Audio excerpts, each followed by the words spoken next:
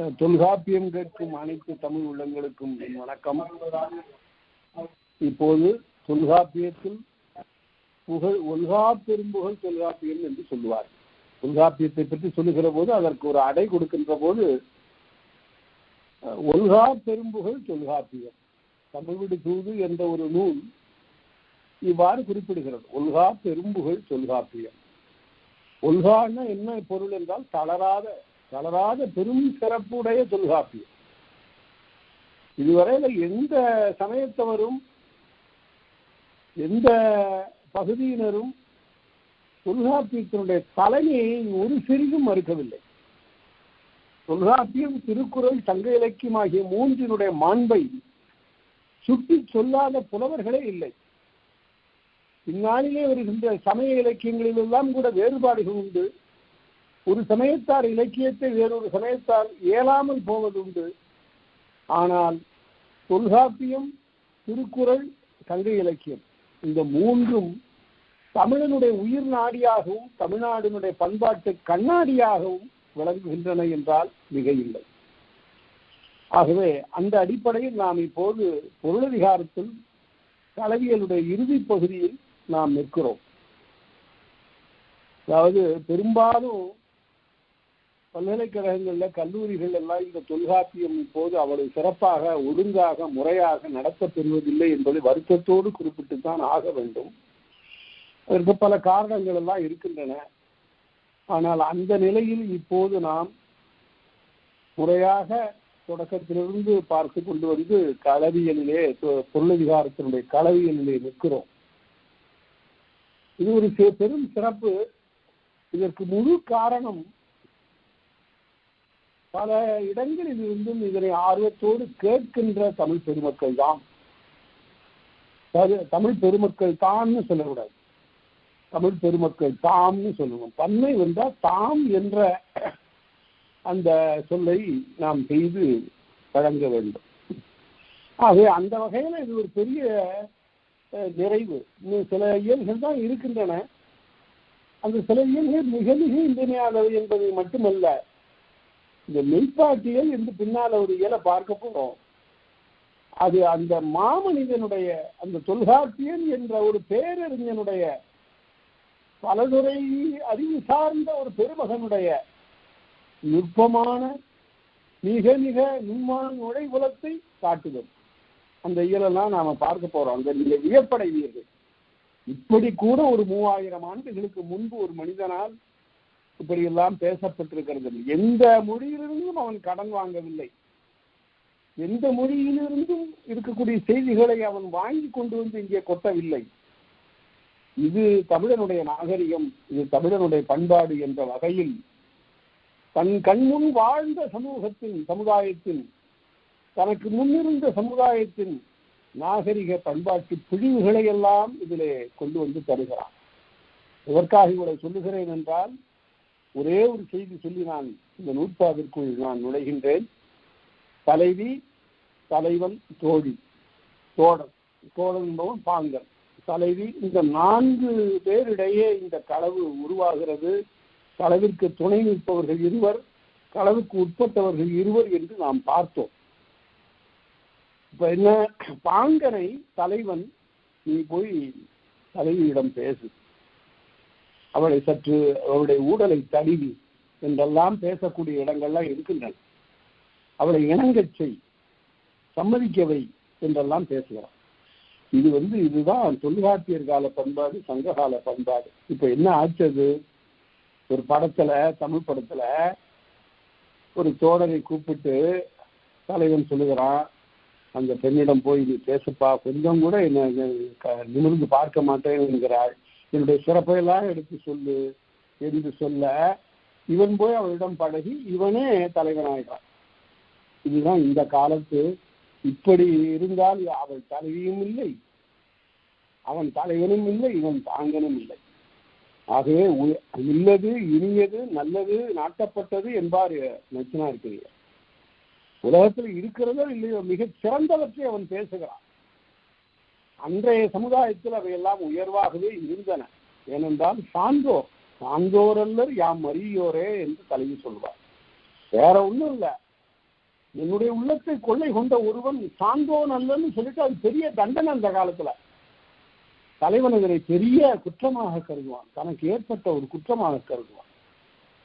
அதனால அப்படிப்பட்ட நிலையில் இப்போது 122வது நூற்பால 11 வகையினும் தன்மையின் வரும் வயின் என்றால் 7ஆம் வேற்றுமை உருவது தன்னிடத்து என்று பொருள். 7ஆம் வேற்றுமைக்கு நிறைய உருவுகள் இருக்கின்றன என்று நாம் வேற்றுமையில் பார்த்தோம். கண், கால், தலை, இடத்து, வயின், புறத்து, அகத்து என்றெல்லாம் நிறைய உருவுகள் இருக்கின்றன. அது இடத்தை பற்றிய குறிப்புடைய உருவுகள். இப்ப 11 வகையினும் தன்மையின் வரும் தன்னிடத்து வருகின்ற 100 வகைப்பட்ட நன்மைகள் எல்லாம் யாரால வரும்? தலைவிக்கு தோழியால் தான் வரும். அவளுக்கு தோழியை தவிர வேறு ஒருத்தி யாரும் துணை இல்லை. அது இந்த களவுக்காதலிலே அவளை சரியாக நெறிப்படுத்தி பாதுகாப்போடு ஒரு பெண் இன்னொரு பெண்ணுக்கு பாதுகாப்பு, அந்த வகையில் அவளை இட்டு செல்கிறாள். 11 வகையினும் தன்மையின் ஒரு நன்னயம் அறிஞின் நாட்டம் வேண்டின். நாட்டம் என்றால் தலைவனுடைய நிலையை ஆராய்தல், நாட்டம் என்றால் ஆராய்ச்சி என்று பொருள். அதனால தலைவனுடைய நிலையை ஆராய வேண்டும் என்றால் இவளே எல்லா வினாக்களையும் அவனை கேட்க முடியாது. தலைவிய எந்த ஊரு, அப்பா அம்மா என்ன பண்றாங்க, ஏற்கனவே வேற யாராவது நீ உனக்கு உள்ளத்துல இருக்கிறாளா, இந்த வினாக்கள் எல்லாம் அவள் கேட்கவே முடியாது. ஆகவே தோழி நான் உசா துணையாக இருந்து இந்த வினாக்களை எல்லாம் 11 வகையில் அவள் ஆராய்வாள். நன்னயம் அறிந்து, இந்த நன்னயங்கிற சொல்ல மறக்க முடியாது. இன்னா செய்தாரை ஒருத்தல் அவர் நான நன்னயம் செய்து விடது. உலக நாகரிகத்தில் எங்கேயும் இப்படி ஒரு கூற்று கிடையாது. இன்னா செய்தாரை ஒருத்தல் நாம் பாருங்க, பொறுத்தல் பொறுத்துக்க சொல்லல. உங்களுக்கு ஒரு தீங்கு செய்தால் அதை பொறுத்து கொள்ள வேண்டும் என்று சொல்லவில்லை. அதற்கு மாறாக நீங்க பொறுக்க வேண்டாம், இங்க தண்டிக்கத்தான் வேண்டும்.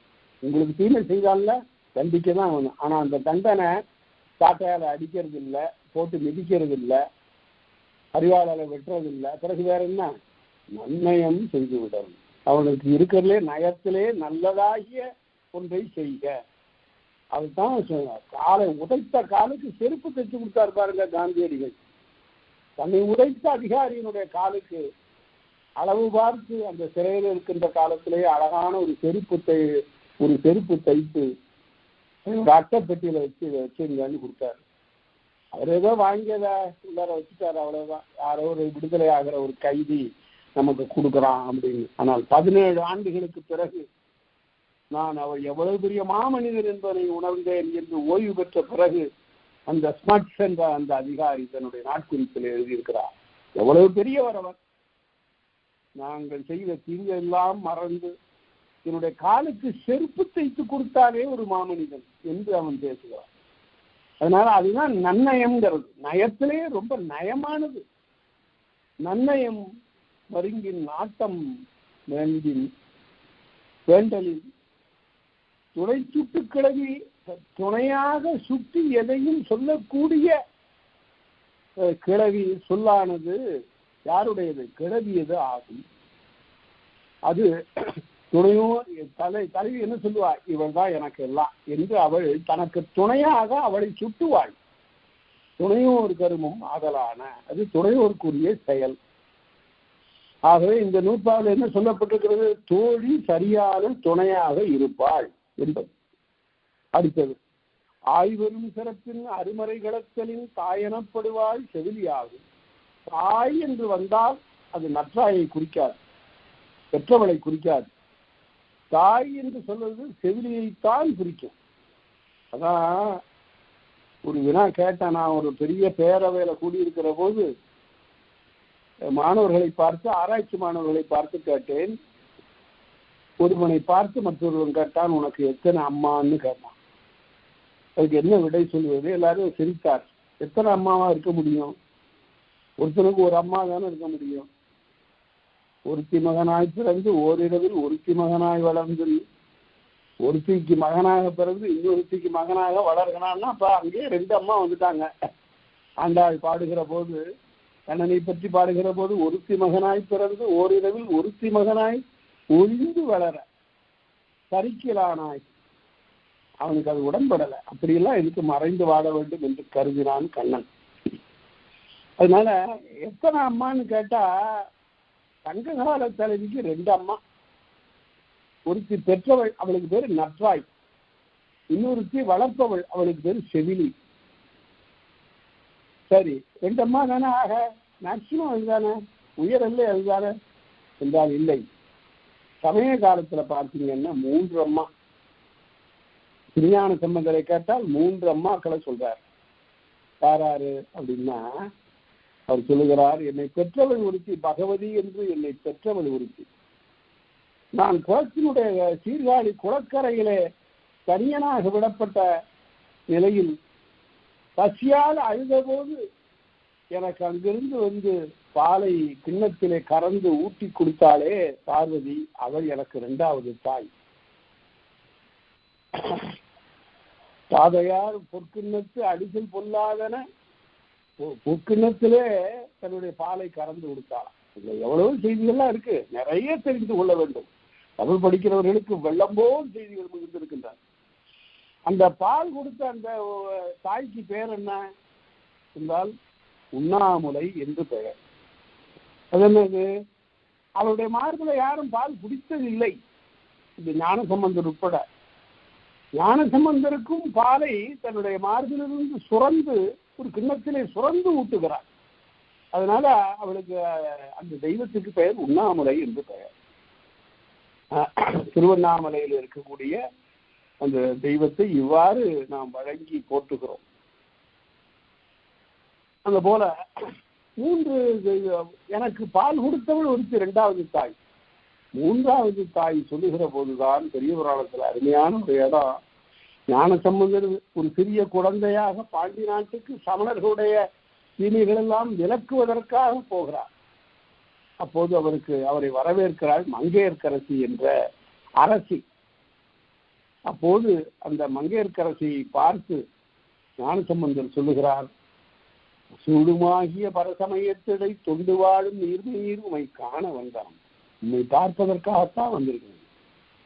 அந்த அம்மா அப்படியே உருகி மார்பிலிருந்து பால் சுரக்கிறது. அதனால அந்த அம்மா 3வது தாய். ஞானசம்பந்தருக்கு 3 தாய். பட்டினத்தார் பார்த்தார், அதெல்லாம் இல்லை. அப்பன் எத்தனை அப்பனோ, அம்மை எத்தனை அம்மையோ, எத்தனை பிறகு பிறந்திருப்பேன், எத்தனை அம்மாவை பார்த்திருப்பேன், நானும் எத்தனை தந்தையை பார்த்திருப்பேன். இது என்ன வாழ்க்கையா இது? உருண்டோடி கொண்டிருக்கூடிய வாழ்க்கையில் ஒவ்வொரு பிறவியிலும் எனக்கு தாய் தந்தை என்று பலரளவா வருகிறார்கள் என்று பேசினார். இங்க அதெல்லாம் இந்த இலக்கியத்தை பொறுத்த வரையில தாய் என்று சொன்னால் செல்வி, அது அவளுடைய பெரிய சிறப்பை சுட்டுகிறது. செல்வி அவ்வளவு அவளை வளர்க்கிறாள், அவளை பேணி பாதுகாக்கிறாள், அவளுக்காக கண் கலங்குகிறாள். அதெல்லாம் நம்ம பல பாடல்கள்ல பார்க்கிறோம். ஆய்தரும் சிறப்பின் அருமறை கிளத்தல். ஆகவே ஆய்தரும் சிறப்பின் அருமறை கிளத்தல்னா என்ன பொருள்? பிறரிடம் கூற முடியாத மறைவான செய்தியெல்லாம் தலைவி அவளிடம் தான் சொல்லி அழுவாள். தாய் எனப்படுவாள் செவிலியாகும். அப்புறம் யாரு தோழி? யாரு தோழிதானே செவிலியது மகளே, செவிலி மகளே, தோழிதானே செவிலி மகளே. தோழி என்பவள் செவிலியினுடைய பணி. அதற்கு பிறகு தோழியினுடைய பணி என்ன? சூழ்தலும். நான் முன்பே சொல்லியிருக்கிறேன் பல முறையும், சூழ்தல் என்றால் ஆராய்தல் என்றுதான் பொருள். சூழ்ச்சி என்றால் ஆய்வு செய்த ஒரு செய்தி என்று பொருள். சூழ்ச்சி என்பது உரியன்னு சொல்லியிருக்கிறார். உசாவுதல், கேட்டல், அதற்கு பிறகு ஆராய்தல் ஆகியவையெல்லாம் சூழ்ச்சியின் பார்ப்பது. இந்த சொல்லினுடைய நுட்பத்தை அப்படியே பாரதி கையாளுகிறார். அண்ணல் காந்தியடிகளை பற்றி பாடுகிற போது, இந்தியா விடுதலை அடையும் படிக்கொரு சூழ்ச்சி செய்தாய் என்பார். சூழ்ச்சி என்றால் ஆழ்ந்து கருதுதல் என்றுதான் இங்கு பொருள். இப்ப சூழ்ச்சின்னா வேண்டாத நிலைன்னு பொருள். இதுக்கு பேர் என்ன? மொழியில ஒரு சொல் உயர்ந்த பொருளை குறித்து விட்டு அதற்கு பிறகு இழிந்த பொருளை குறிப்பதற்கு பெயர் டீகிரேடேஷன் அல்லது இழிபொருட்பேறு. இழிபொருட்பேறு என்று பொருள். டீகிரேடேஷன் என்று சொல்லுவார். நாற்றம் ஒரு காலத்துல நல்ல மனத்தையே குறித்தது. சந்தன தரத்தினுடைய நாற்றம்ங்கிறான், சந்தனத்தின் நாற்றம்ங்கிறான். இப்ப நாற்றம்னா வேண்டாத வாடை என்று பொருள். இது பேர் தான் டீக்ரேடேஷன். அது போல சூழ்தலும் உசாத்துணை நிலைமையில் பொலிமே. உசாவுதல் என்றால் வேண்டுதல் கேட்டல். அவதான் உசாத்துணை நிலைமையில் பொலிமே.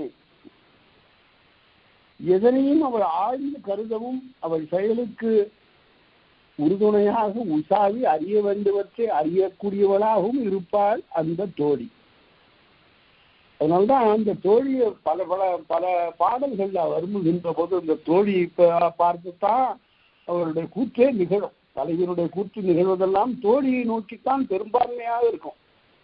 அவள் செவிலியிடமோ நற்றாயிடமோ தங்கையிடமோ தன் மூத்த அண்ணன்மாரிடமோ அவள் பேசுவதில்லை. அப்படி பேசுவதாக வரையப்படுவதில்லை. ஆகவே தோழியிடம் தான் சொல்லுவார். அருமையான ஒரு கவிதை. இந்த தங்க பாடல்களை படித்தவருடைய விளைவிலே பின்னாளிலே கண்ணதாசன் ஒரு பாட்டு எழுதினார். அந்த பாட்டை என்னுடைய இளமையில இதழில் படித்த போது மெய் சிலிர்த்து போனேன். இப்படி ஒரு புலமை இந்த ஆளுக்கு எப்படி வந்தது என்று எனக்கு வியப்பு. எந்த திரைப்பட உலகத்துல பெரிய புலமை படைத்தவர்கள் எல்லாம் நாம பார்க்க முடியாது. இலக்கிய புலமை இலக்கண புலமை உடையவர்களை தான் பார்க்க முடியாது. அது வேற துறை, அது வேறு வகை. இந்த சொன்னார், தோழிக்கு தலைவி சொன்னால் தூதினே செல்க தோழி, ஆணிக்கும் பெண்களுக்கும் ஆயர்கை குடலுக்கும் ஆங்கோர் கோழிக்கும் பகையாக இந்த கோதைகன் துயிலாது இங்கு வாழ்கிறாள் என்பதை என் மனத்துளார் நமக்கு சொல்கிறான். என்ன பாட்டு தெரியுமா அது? அடாடாடா. தோழிக்கு தலைவி சொன்னாலா? என்ன சொன்னாலாம்? தூதினே செல்க தோழி. தலைவன் போ என்ன சொல்லணும்? ஆழிக்கும், ஆழினா கடல், ஆழிக்கும் பெண்களுக்கும் ஆங்கோர் கோழிக்கும் பகையாக இந்த கோதை கண் துயிலாது இங்கு வாழ்கிறார். கடலுக்கு பகையாக, கடலும் எப்படி தூங்காம இருக்கிறதோ அதுபோல இவரும் தூங்காம இருக்கிறார். கடல் ஓர்ந்து ஒலித்துக் கொண்டே இருக்கிறது, எப்படி தூங்குவா? ஆழிக்கும் பெண்களுக்கும், பெண்கள் திக்கலான் இருந்து புலி போல பாய்கிறது பிரிந்திருக்கக்கூடிய இவள் மேலே. ஆழிக்கும் பெண்களுக்கும் ஆயர்கை குடலுக்கும், இந்த புல்லாங்குழல் ஊதுகின்ற போதெல்லாம் தலைவனுடைய பிரிவினாலே இவள் வருந்துகிறாளாம். ஆயர்கை குடலுக்கும் ஆங்கோர் கோழிக்கும் விடிந்து விட்டது என்று கோழி கூவுகிறதா? ஐயோ விடிந்து விட்டதா, இதுவரையும் என் துணைவன் இல்லாமலே நான் வாழ்ந்திருக்கின்றேனே என்று அவள் பதறுவாளாம். இப்படி ஒரு பாட்டு, அருமையான பாட்டு. அதுல உடனே தோழி சொல்றா, போய் அந்த தலைவனிடம் சொல்ற, என்ன நீ பிரிஞ்சு வந்துட்ட, தலைவி என்ன சொன்னான்னு கேட்கிறா. உடனே அவளை நீ காதலிக்காவிட்டால் உனக்கு இந்த உலகத்துல பெருமையே இல்லை என்று சொல்லுகிறாள் என்று சொன்ன உடனே அவன் சொல்றான், என்ன பெரிய ஒரு தலைவி அவள் அப்படின்னு சொல்லிவிட்டு, வான்முகில் கூந்தல் பெற்றாள், மார்பினை தெங்கில் பெற்றாள் என்று ஒவ்வொரு உறுப்பா சொல்றான். எல்லாம் அவளுடைய இதெல்லாம் எல்லாம் இரவல். ஒரு காலத்துக்கு பிறகு எல்லாம் இந்த அழகெல்லாம் போயிடும். தாயின் மார்பு பாலிலே கண்ணம் பெற்றாள், எல்லாம் போயிடும். இரவலே இரவல் பெண்ணே அப்படின்னா. அது மாதிரி சங்க இலக்கிய சாராக விழுந்திருக்கிறது அந்த பாட்டு. அதுதான் தோழியினுடைய இலக்கணம். தோழியினுடைய குறிப்பறியக்கூடிய திறத்தை பற்றி அடுத்தபடியாக குறையுற உணர்தல், முன்னுற உணர்தல், அதாவது இருவரும் உள்வழி அவன் வர உணர்தல். இந்த மூன்று தான் மதி உடம்படுதல். இந்த மதி உடம்படுதல் என்றால் தலைவியினுடைய நிலையை தன்னுடைய அறிவிலே கொண்டு போய் வைத்து பார்த்து, ஓஹோ இவர்களிடையிலே காதல் இருக்கிறதோ என்று அறிந்து கொள்வதற்கு பெயர் மதி உடம்படுதல். அதை பாங்கி மதி உடம்பாடு என்று பேசுவார்கள். இன்னும் இலக்கண நூலா பாங்கி மதி உடம்பாடு என்று பேசுவார்கள். அவ என்னன்னு சொல்லுவா? குறைவுற உணர்தல். தலைவன் தலைவியை அங்கிருந்து வந்து தோழியிடம் வந்து இறந்து நிற்பான். என்னுடைய தலைவியோடு நான் பேச வேண்டும், அவரிடத்து எனக்கு காதல் ஏற்பட்டிருக்கிறது என்றெல்லாம் சொல்லுகின்ற இடத்துல ஓஹோ இவ்வாறு காதல் தோன்றி இருக்கிறதா என்று உணர்வாள். இது குறைவுற உணர்தல். தலைவன் குறையை சொல்ல அந்த நிலையில் உணர்தல். அடுத்து முன்னுற உணர்தல். தலைவியினுடைய உடம்பில் இருந்து விழியில் இருந்து குறிப்பாக அவளுக்கு காதல் தோன்றி இருக்கிறது என்பதனை அறிந்து கொள்ளுதல் முன்னுற உணர்தல். அடுத்தது இருவரும் உள்வழி அவன் வரது உணர்தல். தலைவியும் தோழியுமா உட்கார்ந்து இருக்கிற போது அவன் அங்கிருந்து வர்றான். இங்க ஒரு யானை வந்தது பாத்தீங்களா அப்படின்னு கேட்கிறான். அப்ப அவளுடைய விழிகளும் சந்தித்துக் கொள்கின்றன. அதை கொண்டும் அந்த தோழி அறிந்து கொள்வாள் இவர்களிடையிலே காதல் தோன்றி இருக்கிறது என்று. இவ்வாறு 3 வகையாக அந்த தோழி குறிப்பால் இவர்களிடையிலே காதல் இருக்கிறது என்பதை அறிந்து கொள்வாள். அன்ன வகையின் உணர்ந்த பின்னாடி அல்லது பின்னிலை முயற்சி பெறாய் என முடிவ நன்றாக தெளிவாக தெரிந்து கொண்ட பிறகுதான் இந்த காதலை பற்றிய ஒரு தெளிந்த அறிவு பெற்ற நிலைக்கு பிறகுதான் அவள் தன்னுடைய பணியை துணையாகின்ற பணியை செய்வாள். இல்லாவிட்டா பின்னிலை முயற்சி பெறாள், இல்லாவிட்டா வேறு எந்த முயற்சியும் மேற்கொள்ள மாட்டாள். பிறகு அதாவது தோழி இருவருக்கும் அன்பு இருக்கிறது என்று அறிந்து கொண்ட பிறகே கூட்டத்திற்கு முயலுவாள் என்பது இலக்கணம்.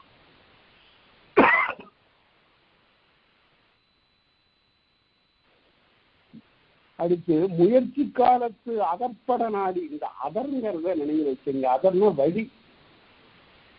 ஆறு அதர் என்ற 2 சொற்களும் சங்க இலக்கியத்தில் அதிகமாக பயிலும். ஆறு என்றாலும் வழி. தனக்கென்று ஒரு வழியை ஏற்படுத்தி கொண்டு ஓடுவது ஆறு. வழியை அறுத்து கொண்டு ஓடுவது ஆறு. ஆறு ஒரு என்பது நெறி வழி என்று பொருள். இந்த வழியாக போ என்று ஆற்றுப்படுத்துகிறான் என்றால் அதற்கு பெயர் ஆற்றுப்படை என்று பொருள். அதே போல அதர் என்றால் கல்லதரத்தம் கடற்கையாவதும் வல்லுநர்களோ மடந்தை மெல்லடி. கல்லதர் கற்கள் பறந்த அதர் என்றால் வழி. முயற்சி காலத்து அதற்பட நாடி புணர்த்தலாற்றலும் அவள் வையினான. அது என்ன? அதற்பட நாடி செல்ல வேண்டிய நெறியை சரியாக தலைவிக்கு காட்டக்கூடியவளாக தோழி இருப்பாள். இப்படி போ, இங்க நில்லு, அவர் இப்படி வருவார், இங்க பார்த்துக்கிட்டு என்றெல்லாம் ஆயத்திலிருந்து அவளை பிரித்து அவளுக்கு பல வகையான அறிவுரைகளை கூறி நெறிப்படுத்த முடியும். சினிமாவில் டைரக்டர் என்ன வேலை செய்கிறாரோ அதெல்லாம் இந்த தோழி செய்வா. இங்க நில்லுங்க, கொஞ்சம் அப்படி அந்த கேமராவை பாருங்க, கொஞ்சம் கீழே குனிஞ்சு பாருங்க, 10 அடி நடந்து வாங்க அப்படின்னெல்லாம் ஒரு இயக்குனர் சொல்லி கொடுப்பாரு நடிக்கக்கூடியவர். எவ்வளவு பெரிய நடிகராக இருந்தாலும் இயக்குனருடைய தேவையை நிறைவேற்றணும், அப்பதான் அது சரியாக வரும். அதுபோல இந்த தோழி தலைவியை இயக்குவாள். குறியெனப்படுவது இரவினும் பகலினும் அறிய கலந்த ஆற்றதென்ப. அது என்ன குறின்னா, எந்த இடத்துல நிற்க வேண்டும் என்பதனை குறித்து கொள்வது. அது இரவு குறி பகற்குறி என்று 2 வகைப்படும். இரவிலே சந்திப்பது இரவு குறி, குறி இடம் என்று அதற்கு பெயர். பகலிலே ஒரு இடத்திலே சந்தித்துக் கொள்வார்கள், அதற்கு பெயர் பகற்குறி என்று பெயர். அப்புறம் எதையும் விளக்காமல் அவர் விடுவதில்லை. இரவுக்குரியே இல்லகத்துள்ளும் மனையோர்களது கேட்கும்படி அதுவே. வீட்டில இருந்து யாரும் பேசினாங்கன்னா கேட்கும். அந்த அந்த அளவுக்கு அண்மையில் இருப்பது. இது தலைவியினுடைய வீடு, தலைவனுடைய வீடு இல்லை, தலைவியினுடைய வீட்டிற்கு பக்கத்திலேதான் அந்த இரவுக்குறியிடம் அமையும். மனையகம் புகா காலையான, அது மனைக்கும் எயிலுக்கும் நடுவேன்னு ஒரு உரையாசிரியர் எழுதினார் பாருங்க, எவ்வளவு சிறப்பு. மனைக்கும் எயிலுக்கும் நடுவே, மனைக்கும் காம்பவுண்ட் வாலுக்கும் நடுவில் ஏதாவது ஒரு இடத்துல, எயில்னா மதில், இங்க சுற்றுச்சுவர். இந்த சுற்றுச்சுவர், வீட்டை சுற்றி இருக்கக்கூடிய சுற்றுச்சுவருக்கும் வீட்டிற்கும் இடையில ஒரு இடத்துல மறைவான இடத்துல நடப்பதுதான் இரவுக்குறி. அடுத்தது அல்ல குறிப்படுதலும் அவள்வையும் உரித்தே. இந்த இடத்துல நான் சரியாக 3 நாழிகைக்கு நான் வந்து விடுகிறேன் என்று தலைவன் சொல்லிவிட்டு சொல்லுவான். நான் வருவதற்கு அடையாளமாக இந்த குளத்திலே ஒரு கல்லை விட்டு எறிகிறேன், அது குபுக்கென்று ஒரு ஓசை உண்டாக்கும், அப்போது நான் வந்து விட்டதாக நீ அறிந்து கொண்டு சொல்லியிருப்பான்.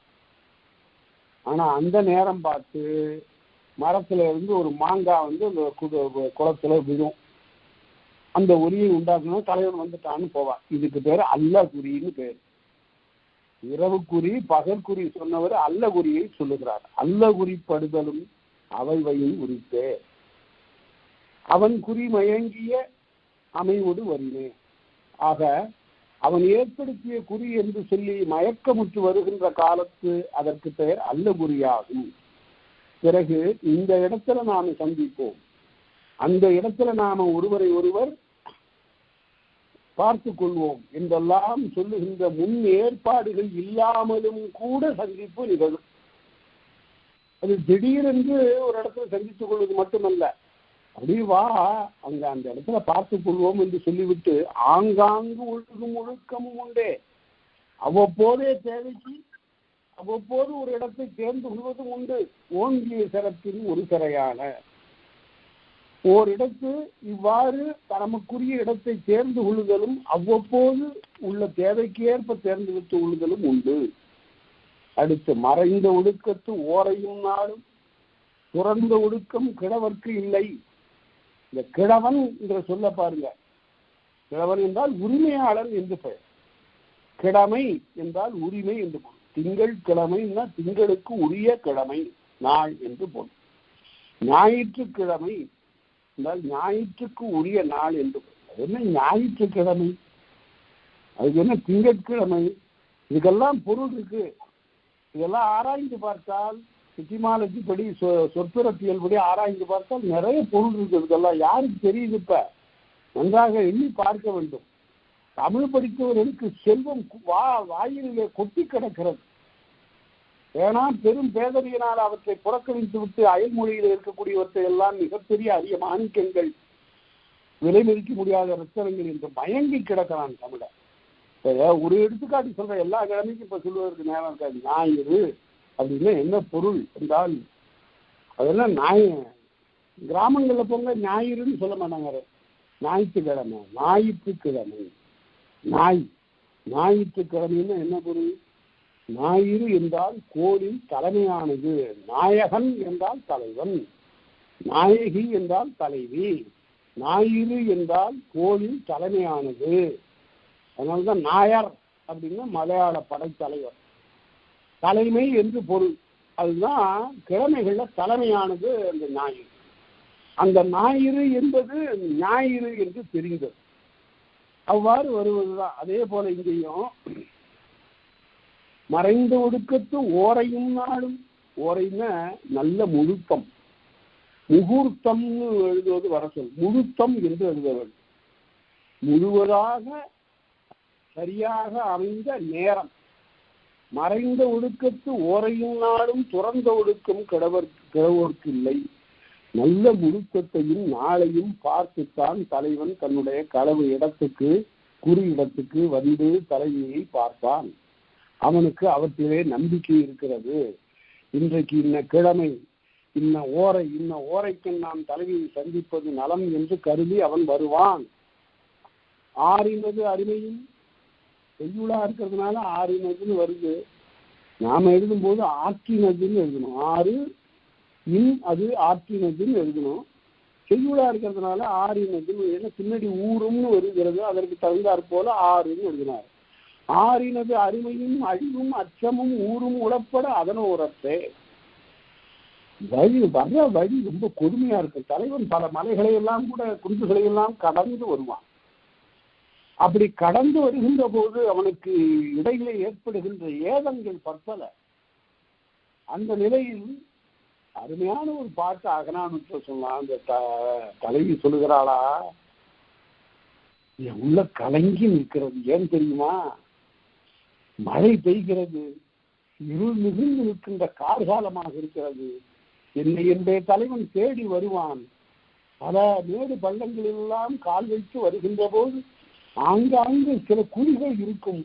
அந்த குழிகளிலே போய் என்னுடைய உள்ளம் உட்கார்ந்திருக்கிறது. அவனுடைய தளரடியை தாங்குவதற்காக, அவனுடைய காலடியை தாங்குவதற்காக என் உள்ளம் அங்கே போய் உட்கார்ந்திருக்கிறது என்று என்ன அழகான கவிதை பாருங்க. அவ்வாறு இடையிலே இருக்கக்கூடிய ஆறினது அருமையும் அழிவும் அச்சமும், பல துன்பங்களை எல்லாம் உள்ளது, அச்சப்படுவதற்குரியது. ஊரும் உளப்பட அதனோரத்து. ஆனால் இவற்றுக்கெல்லாம் அச்சம் அவனிடத்தில் இல்லை. கையிலே வேறேந்தியும் ஆகியவற்றை எல்லாம் மீறி வருகிறான். அப்பதான் தோழி சொல்கிறார், இப்படியெல்லாம் வரக்கூடாது. இப்படியெல்லாம் வரக்கூடாதுன்னு என்ன பொருள்? விரைவில் வரைவு செய்து கொள்க. விரைவில் திருமணம் கொள்க என்று அறிவுறுத்துவதற்காக சொல்லுது. தாய் அறிவுறுதல் செவிலியோடு ஒக்கும். இந்த தாயுடனே அறிவுறுதல் அவை தெரிந்து கொள்வது செவிலியின் வழியாகத்தான் தெரிந்து கொள்ளும். இத தோழிக்கு அவரிடத்து அச்சம் அதிகம். தோழியும் குறிப்பாக உணர்த்துவது உண்டு. விளையாட்டு நிகழ்கிற போது தோழி மெல்ல அந்த குறிப்பை உணர்த்துவதிலேயே காதல் இருக்கிறது என்று சொல்லுவாள். அதெல்லாம் அருமையான இலக்கியங்கள் நம்மிடத்தில் இருக்கிறது. வேலன் விளையாடுகிறான். அப்போது அவனை பார்த்து சொல்லுகிறாள், ஏ வேலனே, அறிவற்றவனே, என்னுடைய தலைவிக்கு ஏற்பட்டிருக்கூடிய நோய் ஏதோ காட்டுக்கும் திணைப்புணத்திற்கும் போனதனால் அங்கு இருக்கக்கூடிய தெய்வங்கள் தேர்ந்த பெற்றதால் வரவில்லை. அதற்கு மாறாக அவருடைய உள்ளத்திலே காதல் தோன்றி இருக்கிறது. நீ அறிவற்றவனாக இருக்கிறாயே வேலனே, மடவை மன்ற வாழிய முருகனே, நீ அறிவற்றவனாக போய்விட்டாய். அதான் அந்த பண்டை தமிழ் குடி என்னவென்றால் தெய்வத்தை ரொம்ப எட்டி வைத்து பார்க்கல. தங்களுக்கு உதவுகின்ற தெய்வமாக, தங்களுடைய கோபத்திற்கும் சினத்திற்கும் ஆளாகின்ற தெய்வமாக, தங்களால் கண்டிக்கப்படுகின்ற தெய்வமாக, தங்களால் போற்றப்படுகிற தெய்வமாக, தங்களால் வழிபடுகின்ற தெய்வமாக அது இருக்கிறது. வாழ்க்கையோடு அவ்வளவு கலந்திருக்கிறது தெய்வங்கள். இப்ப தெய்வம்னாலே அச்சத்திற்குரியதாக காட்டப்படுகிறது. சாமி கண்ணை குத்தினோம் அப்படின்னு. சாமி கண்ணை குத்தவே குத்தாது. அது இரக்கம் கண்ணோட்டம் இல்லாதது அல்ல. ஆகவே அவ்வளவு நற்பண்புகளை உடையதாக அந்த தெய்வம் தமக்கு துணையானதாக கருதியது பண்டை தமிழ் சமூகம். அடுத்தது, அம்பலும் அலரும் களவு வெளிப்படுதலில் அங்கதன் முதல்வன் கிழவனாகும். இந்த நூற்பாவில ஒரு உளவியல் குறிப்பு இருக்கு பாருங்க. இப்பெல்லாம் சொல்றாங்க, ஒரு ரகசியத்தை பொண்ணுகிட்ட சொன்னா ஊர் பூரா பரவிடும்னு. அப்படி இல்லைங்கிறார் தொல்காப்பியர். ஒரு மறைவாக ஒழுகின்ற ஒரு காதல் செய்தியானது தலைவியினாலே வெளிப்படவில்லை, தோழியினாலே வெளிப்படவில்லை. அதற்கு மாறாக அதெல்லாம் வெளிப்படுவதில் அவனால் தான். நேரம் தெரியாம தொலைப்பான், ஊர் காவலர்கள்ட்ட பிடிபட்டு விடுவான். பிறகு இவன் யார் வேற்றூர்காரன் என்று ஊரார் கேட்பார்கள். அம்பலும் அலரும், முதல்ல லேசா அம்பலாக இருக்கும், மலராத நிலை மொக்கா இருக்கும். எது? இந்த களவு பற்றி செய்தி இதழ் விரியாத மொக்காக இருக்கும். இருந்தும் மனம் கசியும், கொஞ்சம் கொஞ்சம் அப்படி செய்தி பரவும். மூக்கின் உச்சி சுட்டு விரல் சேர்த்து அப்படின்னா, ஊர்ல இருக்கக்கூடிய பெண்கள் எல்லாம் மூக்குல விரலை வச்சு என்னமோ நடக்குது அப்படின்னு கண்ணாலதான் பேசிக்கொள்வார்கள். அது வாயால் பேசிக்கொள்ளுகிற பேச்சு இல்லை. அப்புறம் அதற்கு பிறகு முணுமுணுப்பார்கள். அதுக்கு பேர் அலர். கொஞ்சமா இதழ் விரிஞ்சிடும். அம்பலும் அலருமாக களவு வெளிப்படுதல். அலர் விட்டா அவ்வளவுதான். அப்புறம் ஊரில் பல பேருக்கும் தெரிந்து போடும். உடனே அதற்கு பிறகு திருமணத்துக்குரிய ஏற்பாடுகள் நடக்கும். கலித்தொகையில இதை பற்றி அருமையான ஒரு பாட்டு இருக்கிறது. உன்னுடைய தலையில ஒரு காட்டுப்பூ உட்கார்ந்து இருக்கிறது, அதை அவன் கொடுத்திருக்கிறான். அது செவிலிக்கு தெரிந்தது. உடனே யாரோ ஒரு அயலான் நம்முடைய பெண்ணோடு சம்பந்தப்பட்டிருக்கிறாள் என்று தெரிந்து நற்றாய்க்கு சொன்னால், நற்றாய் பெற்றோருக்கு தந்தைக்கு சொன்னால், உடனே அதற்கு பிறகு எல்லாரும் எண்ணி பார்த்தார்கள். சரி, அவனுக்கு திருமணம் செய்து கொடுத்து விடுவோம் என்றார்கள் என்று சொல்லி அம்பல் அலர் தோன்றிய பிறகு இவ்வாறு இவற்றெல்லாம் தோன்றுவதற்கு காரணமாக இருப்பவன் கிழவனே. அவன் கொடுத்த அந்த பூச்சரம் அம்பலையும் அலரையும் தோற்றுவித்து விட்டது என்று கலித்தொகை கூறும். அடுத்து, வெளிப்பட வரைதல் படாமை வரைதல் என்று 1000 என்ப வரைதலாறு. களவு வெளிப்பட்ட பிறகும் திருமணம் நடக்கிறது உண்டு, வெளிப்படுவதற்கு முன்னரும் கூட திருமணம் நடைபெறுவது உண்டு. வெளிப்படுவதற்கு முன் எப்படி நடக்கும் என்றால், தோழி நல்ல குறிப்பு அறிவுறுத்துவார். உடனே ஊரார் அறியும் முன்பு திருமணத்திற்கு ஏற்பாடாகிவிடும். எல்லாரும் என்ன நினைச்சுக்காங்க, ஏதோ ஏற்பாடு செய்யப்பட்ட திருமணம், அரேஞ்ச்டு மேரேஜ். அந்த ஊர் பையனை போய் பார்த்துருப்பாங்க போல இருக்கு, இந்த பெண்ணை அவங்களும் பார்த்துருப்பாங்க போல இருக்கு, ஆக திருமணம் உறுதியாகிவிட்டது என்று பேசுவார். களவு வெளிப்பட்ட பிறகும் திருமணம் ஏற்பாடாகலாம். இந்த 2 வகை. அதுல வெளிப்படைதானே கற்போடு ஒப்பினும். இந்த அரேஞ்சு மேரேஜ் போல இருந்தாலும் கூட வெளிப்படுதல் என்பது கற்போடு ஒப்பினும் நாங்கள் கிளந்த 3 பொருளாக வரையாது பிரிதல் கிழவோருக்கு இல்லை. இந்த களவு காலத்துல 3 வகை பிரிவு நடக்காது. என்ன? ஓதல் காரணமாக அப்ப போக மாட்டான். ஏன் போக மாட்டான்னு கேட்கணும். ஓதல் என்றால் ஓராண்டு அவன் போய் படிக்கணும். இங்க களவை இங்க ஒத்தி வச்சுட்டு ஓராண்டு போய் படிக்க போக மாட்டான். ஓதல் பகைவையை பிரிதலும் கிடையாது.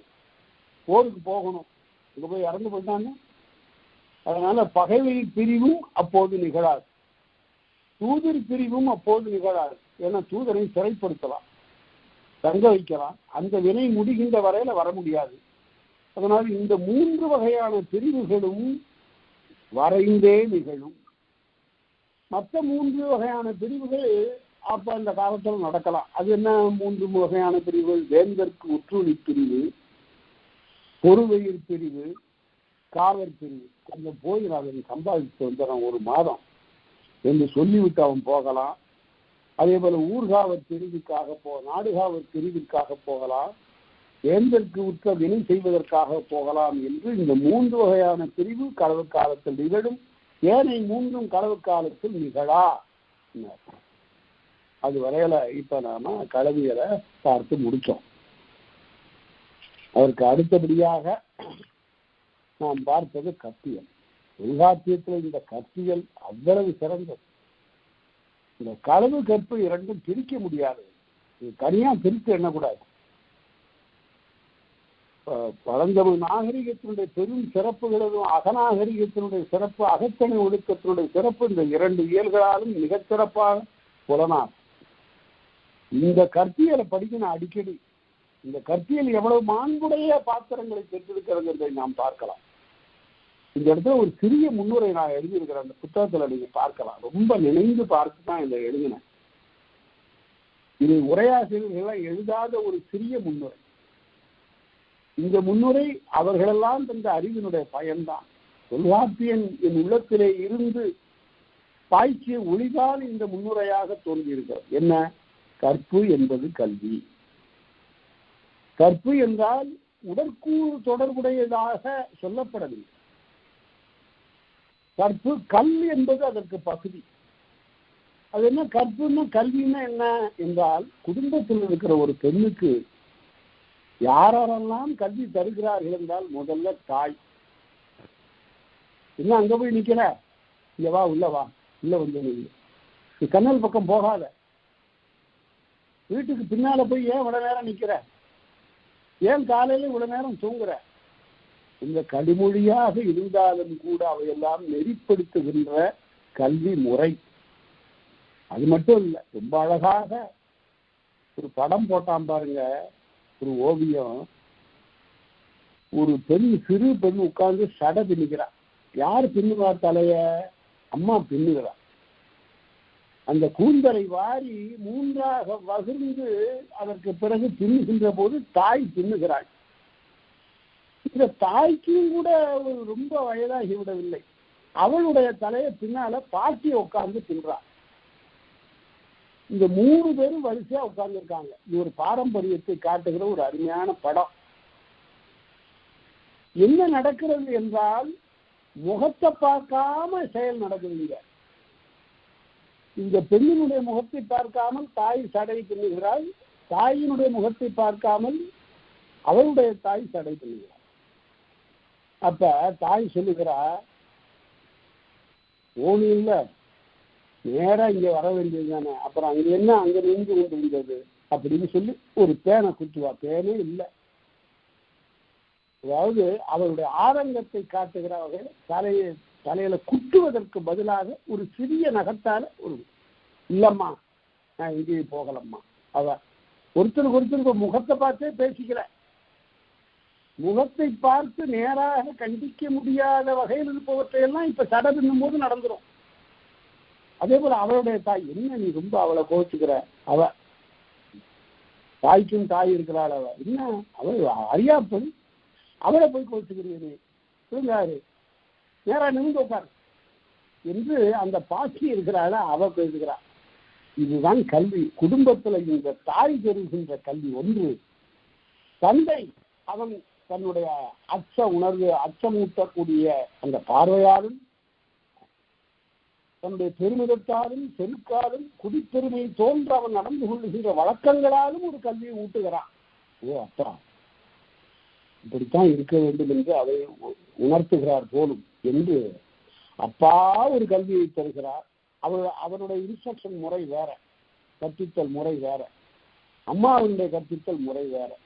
அப்புறம் ஊரார் உறவினர்களுடைய கற்பித்தல் எல்லாம் இருக்கு. தெருவில் இருக்கிறவங்க, ஊரார் உறவினர் ஆகியவர்களெல்லாம் இந்த பெண்ணுக்கு அவ்வப்போது கற்பிக்காத கல்வி சொல்லிக் கொடுக்காமல் சொல்லிக் கொடுக்குறாங்க. இப்படி நடந்து கொள்ள வேண்டும். இதுக்கு பேர் தாங்க கற்பு. அதனால்தான் இந்த சொல்ல பழைய இலக்கியங்கள் எல்லாம் கல்வி என்ற பொருள்ல கையாண்டிருக்கிறார்கள்.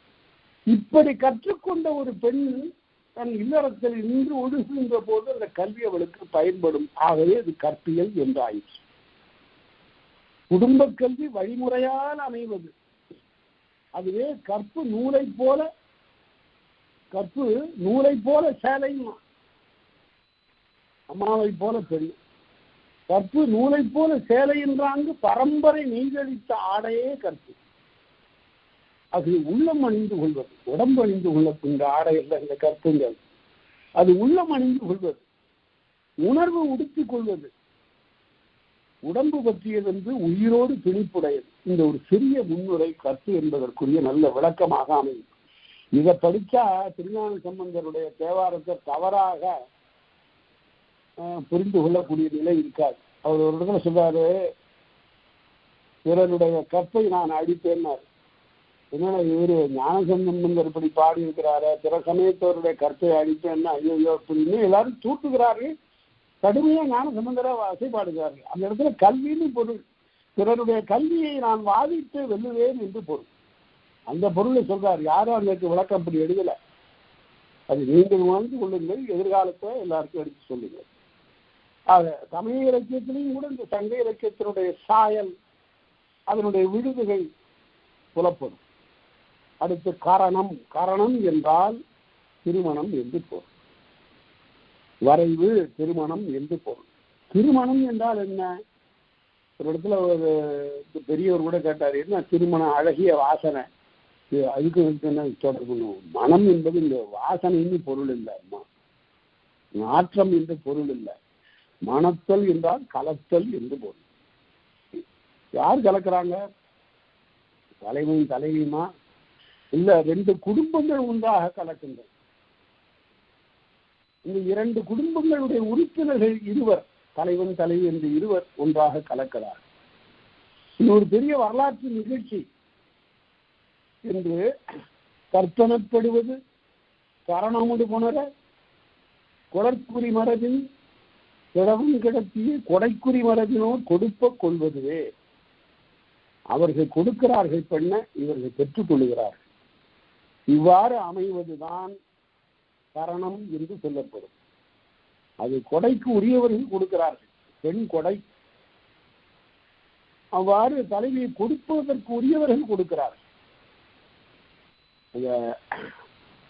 மங்கள வாழ்த்து காதை, மனையரம் படுத்த காதல், இந்த காதைகளும் அதை படிக்கிற போது தொடக்கத்திலேயே சிறப்பதிகாரத்துல ஆசிரியர் இளங்கோவடிகளை போன்ற ஒரு பெரும் புலமைமிக்க சான்றோர் நமக்கு கிடைப்பவற்று முதல் காப்பியம் அதுதான். ஆனா அந்த முதல் காப்பியமே மிகப்பெரிய மாணிக்க கருவூலமாக அமைந்துவிட்டது. ஒன்பான் மணிகளும் ஒளிமிக்க ஒன்பான் மணிகளும் புறப்படுகின்ற இடம் இந்த சிலப்பதிகாரம். அதுல அந்த கண்ணகி கோவல இந்த ரெண்டு பேருடைய திருமணத்தை பற்றி அவ்வளவு சிறப்பாக சொல்லப்படும். அதெல்லாம் பின்னால பார்ப்போம். பிறகு இது கொடுக்க கொள்ளக்கூடியதற்கு பெயர் கரணம். அதே போல தானே கொள்ளுகின்ற மனமும் உண்டு. தானே கொள்ளுகின்ற அந்த மனமும் உண்டு. அதற்கு கொடுப்போரின்றியும் கரணம் உண்டு.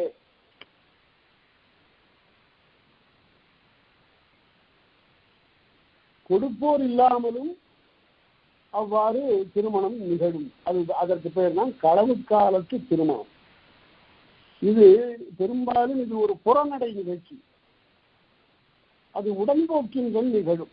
நம்ம ஊர்ல போய் திருமணம் பண்ணிப்போம் வான்னு அவன் அழைச்சிட்டு போயிடுவான். அப்படி அழைச்சிட்டு போற காலத்துல அங்க ஊருக்கு போய் இந்த திருமண நிகழ்ச்சி நடைபெறும். அவர்கள் ஊர்ல அந்த திருமணம் நடைபெறுவதை ஐங்குறு ஒரு அருமையாக சொல்லுகிற செவிலி சொல்லுவாள். ஐயோ, எங்க போய் நிற்கிறாங்களோ தெரியலையே, அவங்க ஊருக்கு அழைச்சிட்டு போயிருப்பாங்க. இந்த நிகழ்ச்சி எப்படி இருக்கிறதுனா, ஆண்டாள் கூட அருமையான ஒரு பாட்டு, என்னுடைய மகளை இவ்வாறு கொண்டு போயிட்ட பெரியாழ்வார் பாடுறாரு. என்னுடைய மகளை திருமகள் போல வளர்த்தேன், திருமால் கொண்டு போய்விட்டான் அப்படின்னு சொல்றதோட நிக்கல. இந்த அசோத அம்மா இருக்காங்களே, அவங்க என் மகளை நல்லா வச்சிருப்பாங்களா, கொஞ்சம் கூட சினவாமல் அவருடைய இயல்பறிந்து அவளுக்கு வேண்டியதெல்லாம் செய்வாங்களான்னு சொல்லி பெரியாழ்வார அப்படியே தாய் போல அழக்காங்க. அது சங்க இலக்கிய மரபு அங்கே இருக்கிறது. ஆகவே கொடுப்போரின்றியும் கரணம் உண்டு புணர்ந்துடன் போகிய காலையான உள்ளம் புணர்ந்து செல்லுகின்ற காலத்தில் அங்கே போய் அவர்கள் மனம் செய்து கொள்வார்கள். மேலோர் மூவர்க்கும் புணர்த்த கரணம் கீழோர்க்காகிய காலமும் உண்டே. இந்த இடத்துல உரை எழுதுகின்ற போது பெரும்பாலான உரையாசிரியர்கள் அந்தணர், அரசர், வணிகர் ஆகிய 3 உயர்ந்தவர்களுக்கும் உரியதாக சொல்லப்பட்ட திருமணம் 4வதாக இருக்கின்ற வேளாளர்களுக்கும் உரியது என்று உரை எழுதினார்கள். பொருத்தமான உரை இல்லை. இந்த இடத்துல வருண பாகுபாட்டை பூர்த்தி உரை எழுதுவது என்பது பொருந்தார். ஏனென்றால் அது என்ன கருதுகிறார்கள் என்றால், இந்த வேளாளமாக இருப்பவன், வயலிலே உழவு செய்கின்றவன், பிற கருமங்களை எல்லாம் செய்யக்கூடிய தொழிலை உடையவன், இவருக்கு திருமணம் செய்து கொள்ளுகிற உரிமையே இல்லாமல் இருந்தான். பிற்காலத்தில் தான் இவன் அந்த உரிமையை பெற்றான் என்ற கருத்தில் எழுதுகிறார்கள். அப்படியெல்லாம் இல்லை. இது எப்படி கொள்ள வேண்டும்? இந்த சோசியல் ஸ்டேட்டா என்று சொல்லுவார்கள். சமூக அடுக்கு எப்படி இருந்திருக்கிறது என்றால், ஒரு நிலம் என்றால் இந்த நிலத்துக்கு தலைவன். நம்ம தொல்காப்பியம் கற்றவர்கள் இந்த பிழை செய்ய மாட்டார்கள். அவர்கள் யாரு? வெப்பன், ஊரன், சேர்ப்பன், பொதுவன் என்று அவன் அந்த நிலத்துக்கு தலைவன். அத்தகைய நில தலைவர்கள் செய்து கொள்ளுகின்ற திருமணம் ஒன்று. அடுத்தது திணை நில மக்கள், ஆயர், வேட்டுவர், உழவர், நுழையர் என்று சொல்லப்படுகின்ற அந்தந்த திணைக்கு உரிய மக்கள். அடுத்தது ஏவல் மரபின் ஏனோர், பல இடங்களில் ஏவல் செய்து வாழக்கூடியவர்கள் என்று 3 வகையாக இவர்கள் நிலத்தின் தலைவர், திணைக்குரிய மக்கள், பிறகு பல தொழில் செய்து வாழ்வோம் என்று 3 வகை மாந்தர்க்கும் உரியது. மேலோர் கீழோர் என்று சொல்லுவதெல்லாம் சோசியல் ஸ்டேட்டா, சமூக அடுக்கு. மேல்நிலை செல்வமும் அதிகாரமும் உடையவன் மேல இருக்கிறான். அதற்கு அடுத்தபடியாக அவனுக்கு துணையாக இருப்பவன் அடுத்தபடியாக இருக்கிறான். அதற்கு அடுத்தவன் ஏவல் செய்து வாழுகிறான். ஏவல் மரபில் ஏனோரும் உரியது தொல்காப்பியர் முன்பு சொன்னதை நாம படித்தோம். அகத்தணை அல்ல. இந்த இடத்த படிக்கும்போது அகத்தணைகளை படிக்கணும். படிச்சா அந்த தொடர்பு தெரியும். சமூகத்தில் இவ்வாறு பார்ப்பாருக்கு ஒரு திருமணம், அரசருக்கு ஒரு திருமணம், அதற்கு பிறகு வணிகருக்கு ஒரு திருமணம், then it is extended to the 4th class அப்படிங்கெல்லாம் சொல்லக்கூடாது. நான் இவ்வாறு இனம் பிரிப்பது, சாதி பிரிப்பது என்பதெல்லாம் தொல்காப்பியத்தின் இலக்கணத்திற்கு ஒவ்வாது செயல். அடுத்து பொய்யும் வலுவும் தோன்றிய பின்னர் ஐயர் யாத்தனர் கரணம் என்ப. இது ஒரு அருமையான ஒரு இடம். பொய் தோன்றும், களவு வந்தாலே கொஞ்சம் பொய் தோன்றிவிடும். இப்படி பொய் தோன்றிய நிலையிலே என்ன, இப்படி பெண்ணிடம் ஒரு பொய் இருக்கிறதே, இதனை பார்க்க வேண்டும் என்று சொல்லி உடனே ஐயர் மூத்தோர் ஐ வியப்பாகும். முந்தி படித்தோம் நம்ம உரியல்ல. ஐ என்றால் வியப்பு. இப்போ கூட பிள்ளைங்கள்லாம் பாருங்க, ஐ நாளைக்கு பள்ளிக்கூடம் அப்படிங்கிறீங்க, அது வியப்பு. ஐ வியப்பாகும். ஐயர் என்றால் வியப்புக்குரிய பண்புகளை உடையவர். ஐயர் யாத்தனர் கரணம் என்பார். பொய் தோன்றிவிட்டால் வலு தோன்றிவிட்டால், குற்றப்பாடான செயல்கள் தோன்றுகின்ற போது மூத்தோர் உடனே திருமணத்திற்கு வழிவகுத்து விடுவார்கள் என்பது பொருள். கரணம் என்ற இந்த ஆசிரியர் கரணக்குறி என்று சொல்லுவார்கள். அப்பதான் அவர் சொல்லக்கூடிய ஒரு பொருள் பாருங்க, நுட்பமான ஒரு பொருள். அந்த காலத்துல இந்த தாலி கட்டி கொள்ளுகிற வழக்கம் இல்லை. அது சங்க இலக்கியத்துல சொல்லப்படலை. 86, 136 என்ற 2 அகநானூற்றுப்பாளர்கள் திருமண வினை மிக விளக்கமாக சொல்லப்படுகிறது. ஆனால் மங்களம் நான் சொல்லப்படவில்லை. அப்ப என்ன பொருள்? மணமானவர்களுக்கும் மணமாகாத பெண்களுக்கும் வேறுபாடு தெரிய வேண்டும் அல்லவா? உடனே ஐயோ தெரியவில்லையே மணமானவளா இல்லையா என்று இந்த ஐயப்படுகின்ற பொய்யும் வலுவும் தோன்றிய அந்த நிலையிலேயே கரணக்குறி, ஒரு அடையாளம், திருமணம் நிகழ்வதற்கான ஒரு அடையாளம் வகுக்கப்பட்டது என்று பேராசிரியர் எழுதுகிறார். அதை பற்றி மாறுபட்ட கருத்துக்கள்லாம் உண்டு, அதை பிறகு பார்ப்போம்.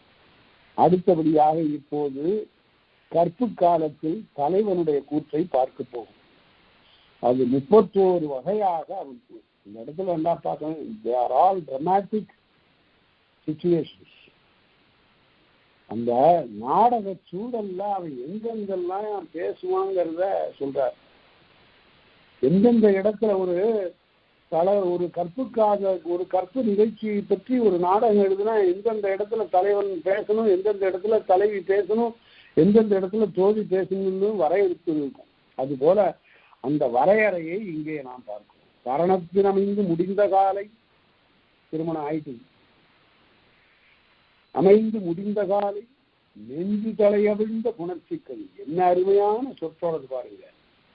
இதுவரையில இந்த உள்ளம் என்பது ஒரு கட்டுக்குள் நின்றது. அது கொஞ்சம் கூட அந்த கட்டை விட்டு நெகிழாமல், அந்த தலைவிக்கும் தனக்கும் உறவு இருப்பதனை வெளியே காட்டாமல் மறைவாக ஒழுகிய களவு ஒழுக்க முடிந்து இப்போது இருவரும் மனம் செய்து கொண்ட காலத்து நெஞ்சு தலை அவிழ்ந்தது. இப்ப கட்டுப்பாடு இல்லை. உடனே மனைவியை பெயர் சொல்லி கூப்பிடுகிறான். ஊராரறிய அவளோடு உறவு பாராட்டுகிறான். அந்த நெஞ்சு தலையவிழ்ந்த புணர்ச்சிக்கண்ணும் இதுவரையில் அந்த இடையீடுபட்ட புணர்ச்சியே இருந்தது. இப்போது நெஞ்சு கட்டுவிட்ட நிலையில் இருக்கக்கூடிய ஒரு புணர்ச்சி அகநானூற்றுல 86வது பாட்டுல அந்த திருமண முறை பற்றி சொல்லக்கூடிய அந்த பாட்டுல அதை மிக விரிவாக சொல்ல பார்க்கலாம். 2 பாட்டு தாங்க திருமண முறை பற்றி சொல்லக்கூடியது. அகநானூற்றுல 86, 136 2 பாடல்கள் தான் அப்பை காலத்து மனமுறையை சொல்லுகின்றன. அதுல மங்கள நான் புனைதல் இல்லை. மங்கள நான் புனைதல் என்பது முதலாக சிலப்பதிகாரத்தில் தான் சொல்லப்படுகிறது. அங்குதான் தீ வலம் வந்து மறைவன் வழிகாட்ட கண்ணகியினுடைய கழுத்திலே மங்கள நானை பூட்டுகிறான் கோவலன். அதையும் கூட பல பேர் அது தாலியாக இருக்க முடியாது என்றெல்லாம் வாதிப்பார்கள் பலர். ஆனால் அந்த காலத்துல அது தோன்றிவிட்டது. அடுத்தது நெஞ்சா மகிழ்ச்சி இறந்து ஒரு பருவத்தும். உடனே திருமணம் செய்து கொண்ட நிலையில ஒரு குறைவுபடாத ஒரு மகிழ்ச்சி 2 பேருடைய உள்ளத்திலும் இருக்கிறது. இந்த களவுன்னு சொன்னதற்கு ஒருத்தர் எழுதினாரு, கல்லுண்ட காலத்து இருக்கக்கூடிய மயக்கம் போன்ற காலமும் ஆக. இப்ப அப்படி இல்லை. பேராசிரியர் மூவா கல்லோ காவியம் காவியமோன்னு ஒரு நூல் எழுதிப்பார், ஒரு புதினம். அது எப்படி என்றால், மனம் செய்து கொள்ளாமல் இவர்களிடையே மறைவாக ஒடுகின்ற ஒழுக்கம் கல்குடிப்பது போன்றது. மணந்து கொண்டு அதற்கு பிறகு இவர்கள் ஒன்றாக வாழ்வது என்பது பால் அருந்துவது போலவும் மோர் அருந்துவது போலவும் உள்ள நிகழ்ச்சி என்று எழுதுவார். எஞ்சா மகிழ்ச்சி இறந்து ஒரு பருவத்தும் அந்த வந்த உரிமை கண்ணும். இப்பதான் தலைவியினிடத்து உள் அஞ்சத்தக்க கற்பினை கண்டு அஞ்சுமிடத்தும். தலைவியினுடைய ஒழுகலாற்றை அப்பதான் அவன் விட்டு பார்க்கிறான். இதுகாரும் களவு காலத்திலே அவ்வப்போது அவளை சில நேரங்களில் சந்தித்து பேசி மகிழ்ந்தானே தவிர, இப்போது கற்பு காலத்தில் அவருடைய செயலையெல்லாம் பார்க்கிறான். கொஞ்சம் அச்சமே தோன்றுகிறது. ஓ, இவ்வளவு கடுமையானவளா? நம்முடைய விருப்பத்திற்கெல்லாம் இசைந்து அப்படி வந்துவிட மாட்டார். அவளுக்கென்று வாழ்க்கை நெறி ஒன்று இருக்கிறது. அது குடும்ப கல்வியால் குடும்ப கற்பால் வந்தது.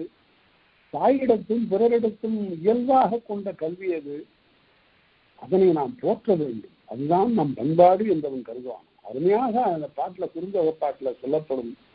அணிற்பல்லென்ன குங்குமுதிர் முண்டகத்து மணிக்கேடென்ன மானியர் சேர்ப்ப. தலைவனிடத்து தவறான ஒரு ஒழுக்கம் தோன்றிவிட்ட காலத்தில் தான் தலைவி எப்படி பேசுகிறார். அணிற்பல்லென்ன குங்குமுதிர் முண்டகத்து. இந்த கடிமூழி என்று ஒரு மலர் இருக்கும். பெரிதாக இருக்காது, சிறியதாக மலர்ந்த அந்த மலர்ல அதனுடைய தாதுக்கள் எப்படி இருக்கும் என்றால், தாமரைப்பூவிலை கூட அது மாதிரிதான் இருக்கும். ஆனா கடிமூழி மலர்ல நிறைய இருக்கும் அந்த தாது. மஞ்சளாக பொல பொல பொல பொல பொன்னார் செய்த தூள் போல இருக்கும். அது எது போல இருக்கிறது என்றால் கொஞ்சம் சொர சொரன்னு இருக்கும். தொட்டு பார்த்தீங்கன்னா சொர சொரன்னு இருக்கும். அதுக்குதான் ஓமம் சொல்றான் பாருங்க. அணிப்பல்லுன்னு கொங்கு முதிர் உண்ட. கொங்குன்னா தாதி. அணில் பல்லு போல இருக்கும். அணிலின் வாயில கை வைத்து பார்த்தீங்கன்னா அது அப்படியே ரொம்ப கூர்மையா இருக்கும் அந்த பல்லு. அது பெரிய விதைகளை எல்லாம் உடைத்து விடும். அது போல இந்த தாதும் ரொம்ப கூர்மையா இருக்கும், சொர சொரன்னு இருக்கும். அணிப்பல்லுன்னு கொங்கு முதிர் முண்டகத்து மணிக்கேடென்ன மானியில் சேர்ப்பனே கடற்கரைக்கு தலைவனே உன்னைத்தான் உன்னிடம்தான் சொல்லுகிறேன். மணிக்கேடென்ன மானியில் சேர்ப்ப இன்மை மாறி மறுமையாயினும் நீயா ஈயர் என் கணவனை. இந்த பிறவியும் இல்லையா, நீ வருகின்ற பிறவியாக இருந்தாலும் நீதான் என்னுடைய கணவன். நீயா ஈயர் என் கணவனை யானாகிய நெஞ்சு நேர்பவளேன்னா. ஆஹா, நெஞ்சு நேர்பவள்னா மனைவின்னு சொல்லீங்க. மனைவியை விட வேற ஒரு சொல்ல வழி. நெஞ்சு நேர்பவள்னா உன் நெஞ்சில நான் ஒருத்தி தான் இருக்கணும்.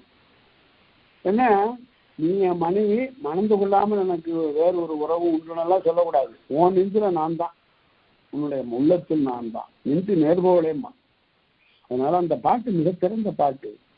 அடுத்து நன்னெறிப்படும் தொன்னலமும் பொருளே தொன்னல பொருளில் நன்னெறிப்படும் நன்னெறி படரும் தொன்னல பொருளினும். தொன்னல பொருள்னு என்ன? தமிழர்களுக்குரிய தொன்னல பொருள் என்பது அறம்பொருள் இன்பம். அறநெறி, பொருள் நெறி, இன்ப நெறி ஆகிய மூன்றிலும் வளாது குடும்பம் நடத்துகின்ற தலைவனுடைய தலைவியை நோக்கியும் அவன் பேசுவான். அது எப்படி குடும்பம் நடத்துறான்? ஓரான் வந்து சீரில் வாழ்க்கை இனி விழவாயிற்று என்னும் ஊரே என்று குறுந்தொகை சொல். இந்த வீட்டுக்கு நீ திருமணம் பண்ணிட்டு வரல, இங்க என்னம்மா இருக்கு? ஒரு குடிசை. குடிசைக்கு முன்னால ஒரு மாடு கட்டி இருக்கு. பசுவோ எருமையோ ஒரு மாடு. இதை நம்பி இங்க வந்திருக்கிறிய, என்ன பண்ண போற? ஏற்கனவே இங்க ஒரு வேளை சோத்துக்கே வழி இல்லை, நீ வந்திருக்கியேன்னு சொல்லக்கூடிய நிலையில இருந்துதான். அவ என்ன பண்ணா, அந்த ஒரு மாட்டை வைத்து கொண்டு அதனுடைய பெறக்கூடிய வருவாய் சிக்கனமாக கையாண்டு சுற்றுச்சூழலை எல்லாம் வருவாய்க்குரியதாக ஆக்கி கொண்டு செடியும் கொடியுமாக படர விட்டு ஒரு திரும்பிய ஒரு இல்லறத்தை அவள் சமைத்தாள். என்னாச்சு? எல்லாரும் ஊரார் என்ன, ஓரான் வந்து சீரில் வாழ்க்கை, ஒரு மாட்டினுடைய வருவாயை கொண்டு உணவு ஆக்கி படைத்து கொண்டிருந்த இந்த சீரில்லாத வாழ்க்கை இனி விழவாயிற்று, பெரிய விழா கொண்டாடுகின்ற ஊர் போல ஆகிவிட்டது. அவரை சிறப்பாக குடும்பம் நடத்துறார் என்று இன்னொரு பாட்டுல அருமையா சொல்லுவான். கொடுத்த தந்தை கொடுங்கோடு உள்ளாள். அப்பா வந்து பார்த்தாரா, என்னம்மா இவ்வளவு கஷ்டப்படுறிய, நான் கொஞ்சம் உனக்கு குரலெல்லாம் அனுப்பி வைக்கணுமா வண்டியில? அதெல்லாம் வேணாம்ப்பா, அதெல்லாம் எனக்கு வண்டி இல்லை, தேவையில்லை, தேவைக்கு மேல இங்க இருக்கு அப்படின்னு சொல்றாளாம். ஆக அதுதான் அறம். இப்படிப்பட்ட அறநெறி நின்று நன்னெறிப்படுகின்ற தொன்னல பொருளிலும் அப்படி வாழ்கின்ற நிலையிலும் அதே போல அடுத்து நன்னல பொருளிலும் பெற்றதேத்து பேசுன்னு படிக்கணும்.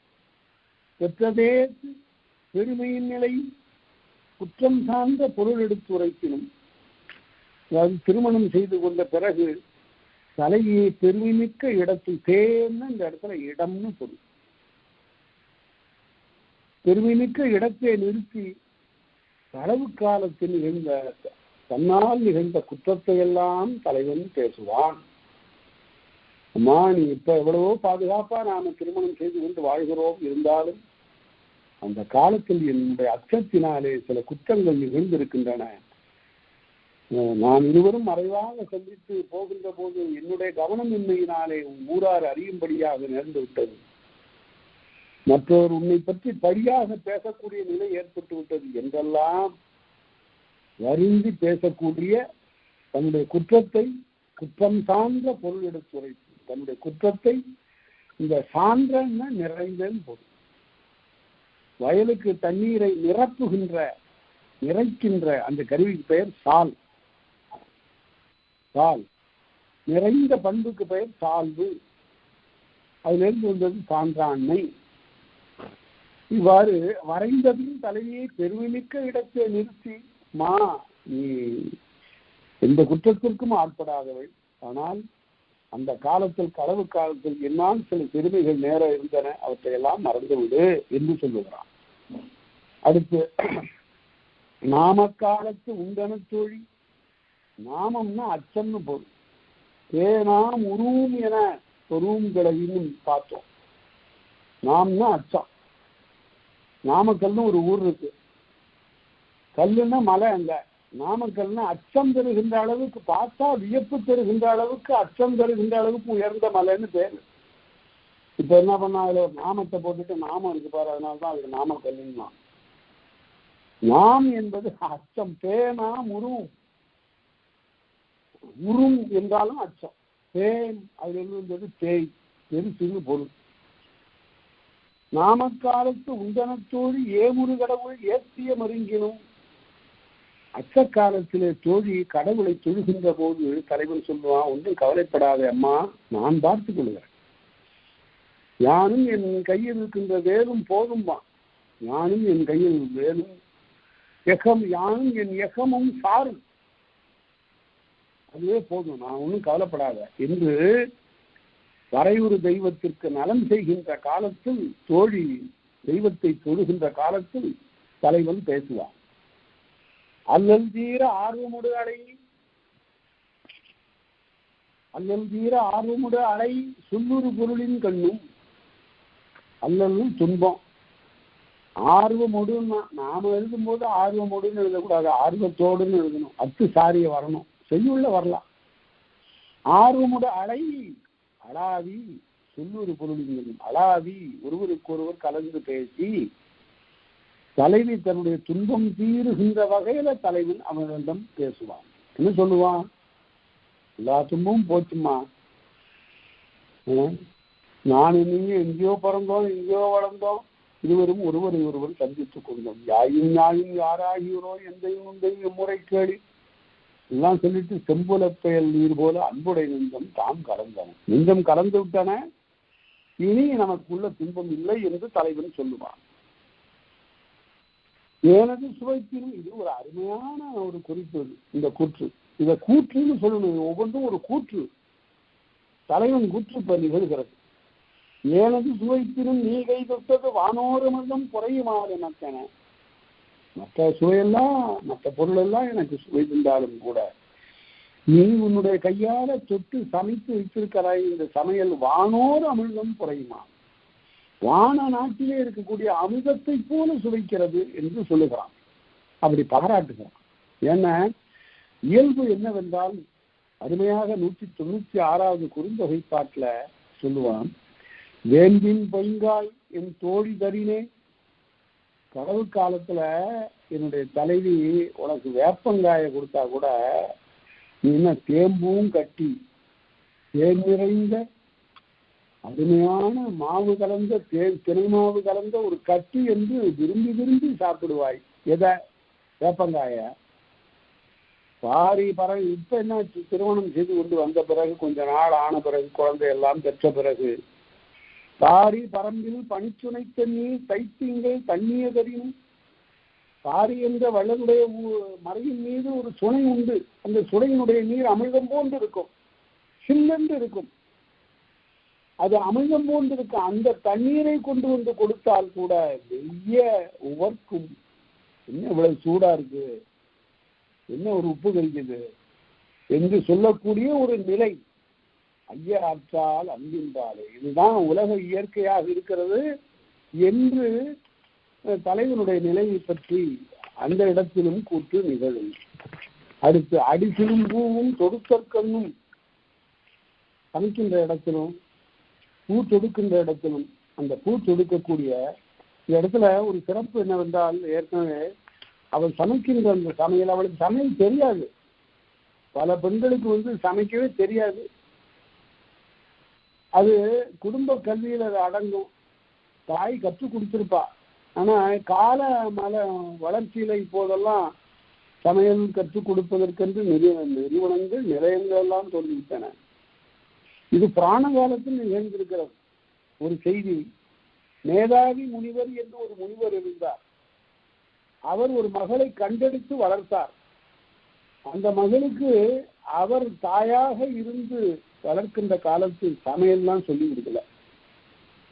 அப்ப அந்த பெண்ணை அங்கிருந்து திருமால் அங்கிருந்து நான் இந்த பெண்ணை திருமணம் செய்து கொள்ளுகிறேன் என்று சொல்லுகிற போது, இவர் எனக்காகவே இங்கு பிறந்து வளர்கிறாள், நான் மனம் செய்து கொள்ளுகிறேன் என்று சொல்லுகிற போது மேதாவி சொல்லுகிறார், அவளுக்கு ஒன்றும் தெரியாத, சமையலே தெரியாது, அவளை நீ திருமணம் செய்து கொண்டு போய் எது செய்வாய், பிறகு வருத்துவாய் என்று சொல்லுகிற போது, அப்படியெல்லாம் இல்லை, அவள் என்ன சமைத்து போடுறாளோ நான் சாப்பிடுறேன் என்று சொல்லுகிறாள். அதே போல அவள் அங்கிருந்து என்ன செய்கிறா, உப்பு இல்லாம சமைக்கிறா. உப்பு போட மறந்துட்டா. எவ்வளவு உப்பு போடணுங்கிறது தெரியாது. உடனே அந்த உப்பு போடாம சமைச்சத மேதாவி முனிவருடைய மாப்பிள்ளை ஆகிய திருமால் மிக உவந்து உண்டாராம், மகிழ்ச்சியோடு உண்டார். அதனால்தான் அதுக்கு உப்பிலி அப்பன் கோயில் அப்படின்னு பேருன்னு சொல்லி ஒரு கதையை கட்டி விட்டாங்க. அது அப்படி இல்லை, உப்பிலி அப்பன் இல்லை அவர் பேரு, ஒப்பு இல்லாத அப்பன்.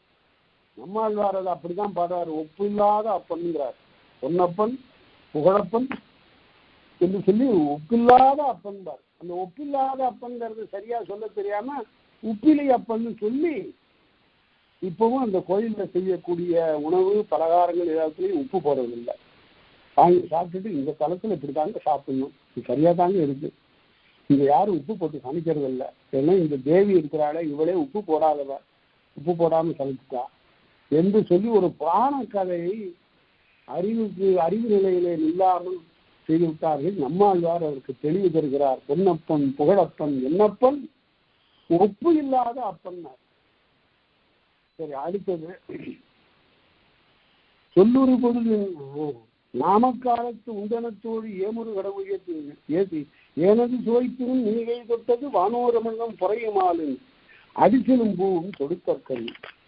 சமைக்கின்ற போது அதை பார்க்கிறான். இது கையில் என்ன இப்படி இந்த கை இயங்குகின்ற ஆற்றல் எப்படி இருக்கிறது,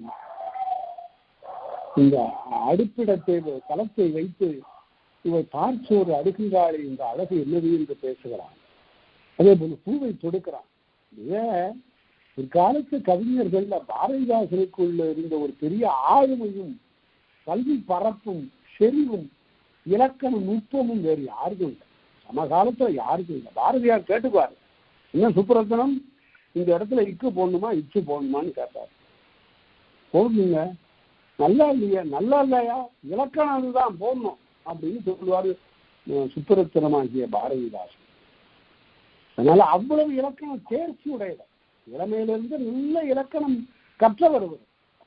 அவர் சொல்றாரு, திருவிளக்கில் சிரிக்கின்றாள் நாரெடுத்து நெருமலரை தொடுப்பாளின் விரல் வளைவில் நாடகத்தை செய்கின்றாள் அடையடே செந்தோர் கலப்பையிலே செந்தோர் கலப்பையுடன் உழவன் செல்லும் புது நடையில் பூரித்தாள் அழகன்பாள் கவிதை தந்தாள்.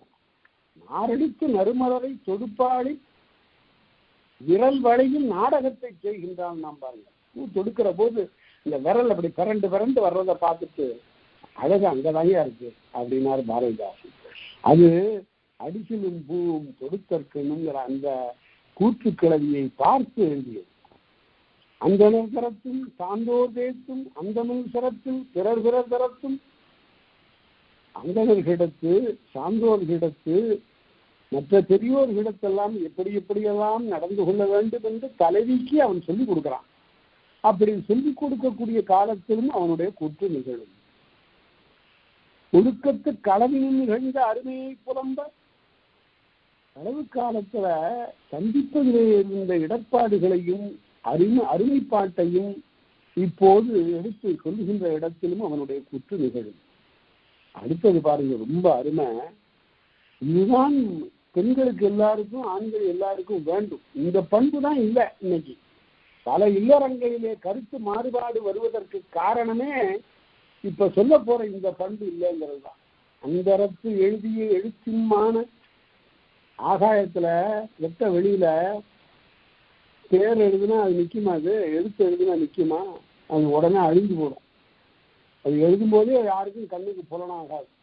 அது போல அந்தரத்துல எழுதின எழுத்தை போல வந்த குற்றம் வழிகட விடுதல். தலைவி அப்படி இருக்கணும்.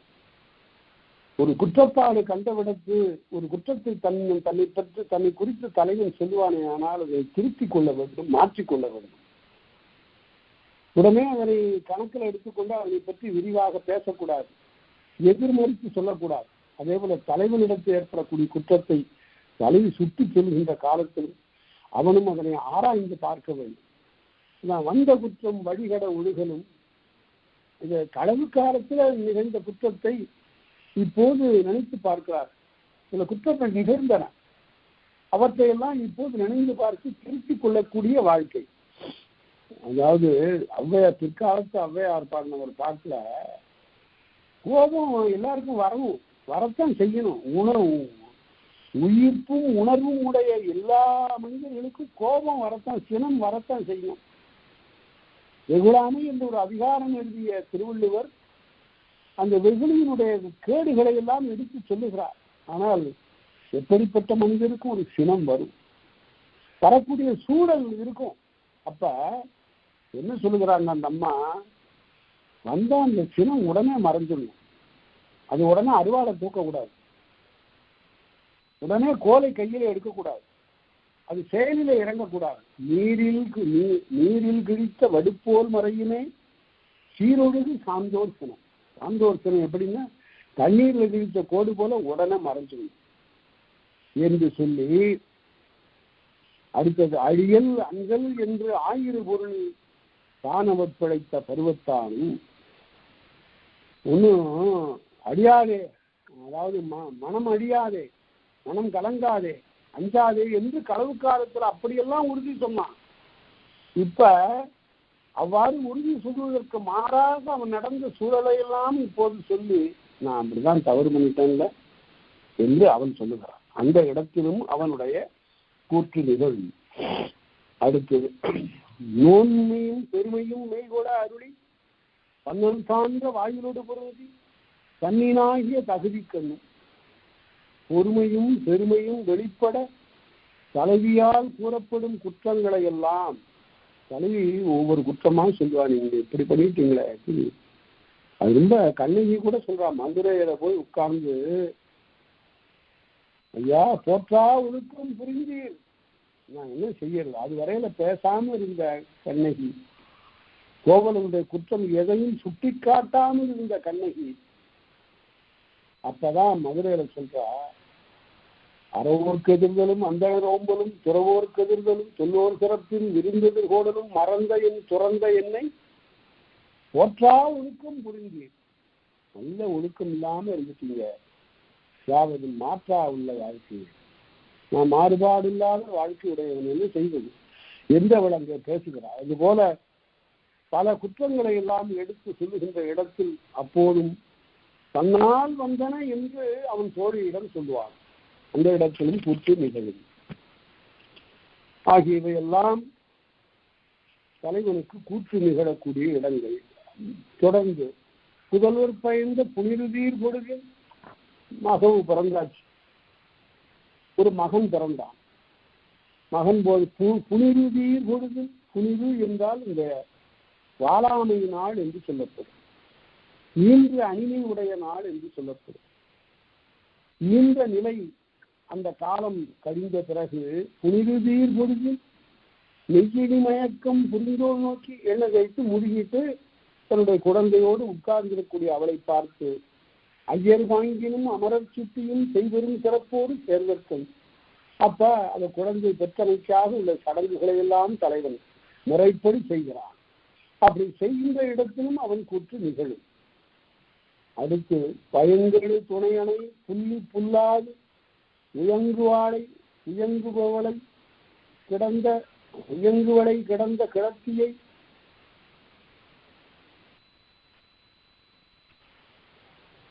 பயங்கெழு துணை அணை.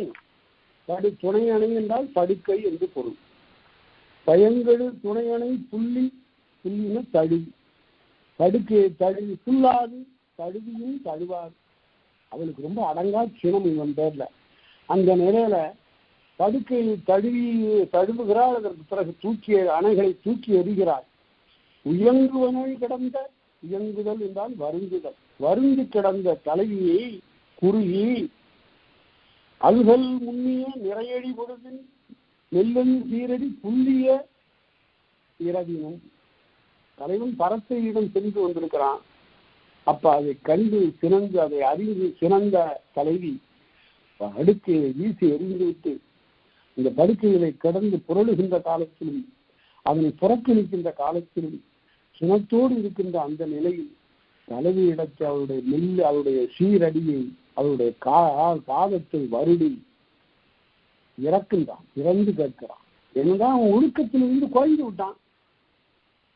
செருக்கோடு ஒழுக்கத்தோடு இருக்கக்கூடியவன் கலங்குவதில்லை. இந்த இரணியை பற்றி எழுதுகிற போது சொல்லுவான், அவன் ஊடல் காலத்திலும் கூட தலை வணங்காதவன் என்று. ஏன்னா அவன் ஒழுக்கத்தால் பிறந்தவன்.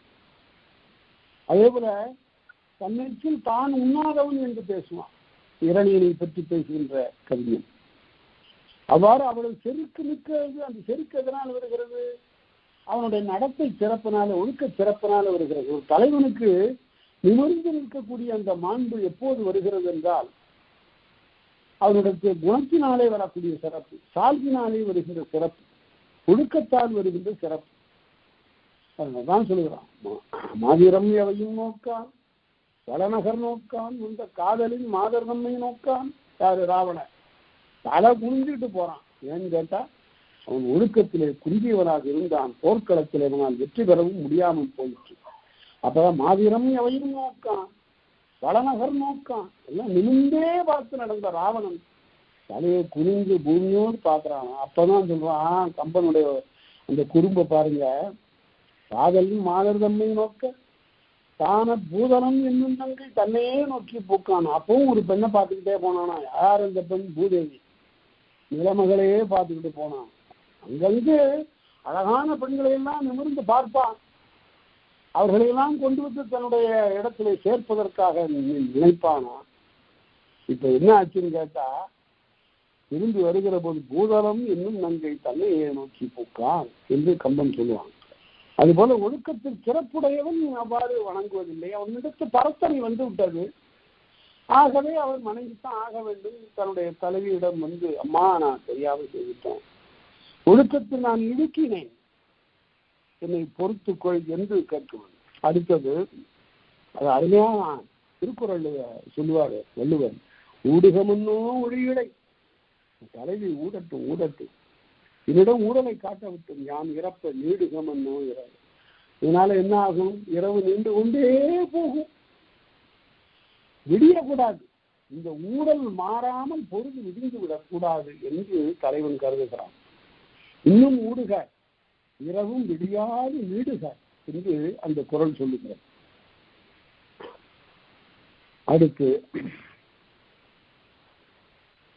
உரலறிங்குறைமையின் ஊடல் மிகுத்தோலை பிற பிற பெண்டிரிற் பெயர்த்தற்கென்னும். உரலறிங்குறைமையின் நெருங்குதற்கு முடியாத, அணுகுதற்கு முடியாத அந்த ஊடல் மிகுத்தோலை, ஊடலிலே மிகுந்து இருக்கக்கூடிய தலைவியிடத்து பிற பிற பெண்டிரிற் பெயர்த்தற்கென்னும். பிற பிற பெண்டிர் ஏதுவாக பாரு, அந்த பெண்ணு பாரு, ஏதோ அவனும் தப்பு செய்துட்டு வந்தான். கொஞ்ச நேரத்துல மாறி அதற்கு பிறகு சரி சரி இனிமே அப்படியெல்லாம் செய்யாதியான்னு சொல்லிட்டு இருக்கிறாள். அது போல நீயும் வாறு இருக்க வேணுமா? பிற பிற பெண்டிரை காட்டி ஊடல் நீக்க முயலுவாள். அப்படி முயலுவான். அப்படி முயலுகின்ற காலத்திலும் கூற்றி நிகழும். அது கலித்தொகையில ரொம்ப அருமையாக சொல்லுவான். ஒருத்தி புலவியால் புல்லாது இருந்தாள். உடனே ஒருத்தி பக்கத்துல வராதையா போய் அந்தாண்ட அப்படின்னு சொல்லிட்டான். திடீர்னு என்னாச்சு, அங்க ஒரு பெரிய வண்டு வந்து பறந்து அவளோடு மோதுவதற்காக வந்தது. அவன் உடனே பாஞ்சு அந்த வண்டை விரட்டணும். விரட்டிய உடனே அவளை தழுவி கொண்டான். வண்டினம் ஆர்ப்ப இடைவிட்டு காதலன் கண்டார் அகலம் போகும். உடனே அவளும் அவனுடைய மார்பில் சேர்ந்தாள். அது போதும், ஒரு வண்டு போதும் அந்த ஊழலை தவிர்க்க என்று இவ்வாறு கலித்தொகையில காட்டுவார். பிரிவின் எச்சத்து புலம்பிய இருவகை பிரிவு நீக்கிய பகுதி கண்ணும். அந்த இடத்துல பிரிவு நிமித்தமாக வருந்திய மனையாளையும் காமக்கிளர்ச்சியையும் அந்த வருத்தம் நீக்குகின்ற நிலை. பழைய காலத்தில் செல்வ சிறப்புடையவர்கள் மனைவி இல்லாது வேறு ஒருத்தியோடும் சேர்ந்து வாழ்தல் என்பது அரிதாக இருந்தது. அது வீடுதோறும் நிகழவில்லை, ஊர்தோறும் நிகழவில்லை. அப்படி ஒருவர் அவ்வாறு செய்த அந்த குறைபாடு அந்த இடத்துல திரும்பி வந்து அவன் தன்னுடைய இல்லத்து மகளிரை நிறைவு செய்கிறான். என்ன பேசுகிறான்? பொன்னும் மணியும் போலும் யாழலின் மன்னர்மேனியும் நாரினங்கதுப்பும் போலும் போதும் பனையும் போலும் யாழலின் மாதர் உங்களும் மனத்தின் தோளும் இவை காண்பெரும் அகமலிந்து அறநிலை பெற்றேன் அணையேன். என்னுடைய அழகை பார்த்து பார்த்து நான் வியந்து அவற்றின் படிவமாக நான் மாறினேன் என்று நற்றினையில சொல்ல பார்க்கிறோம். இப்படியெல்லாம் பாராட்டி அவர்களை தேற்றுகின்ற காலத்திலும் தலைவனுடைய குற்று நிகழ்வு.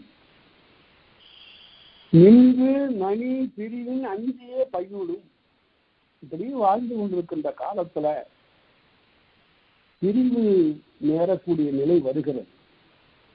அந்த பிரிவாகிய நோய் வருகின்ற காலத்து பொருளிட்ட போக வேண்டும் அல்லது வேறு காரணமாக பிரிய வேண்டும். 6 வகையான பிரிவு இப்ப நிகழும். போதல், பகை, தூது என்று சொல்லப்படுகின்ற பிரிவுகளில் எல்லாம் தலைவன் உட்பட வேண்டியிருக்கும். அந்த நிலையில் அவன் குற்று நிகழ்த்துவான்.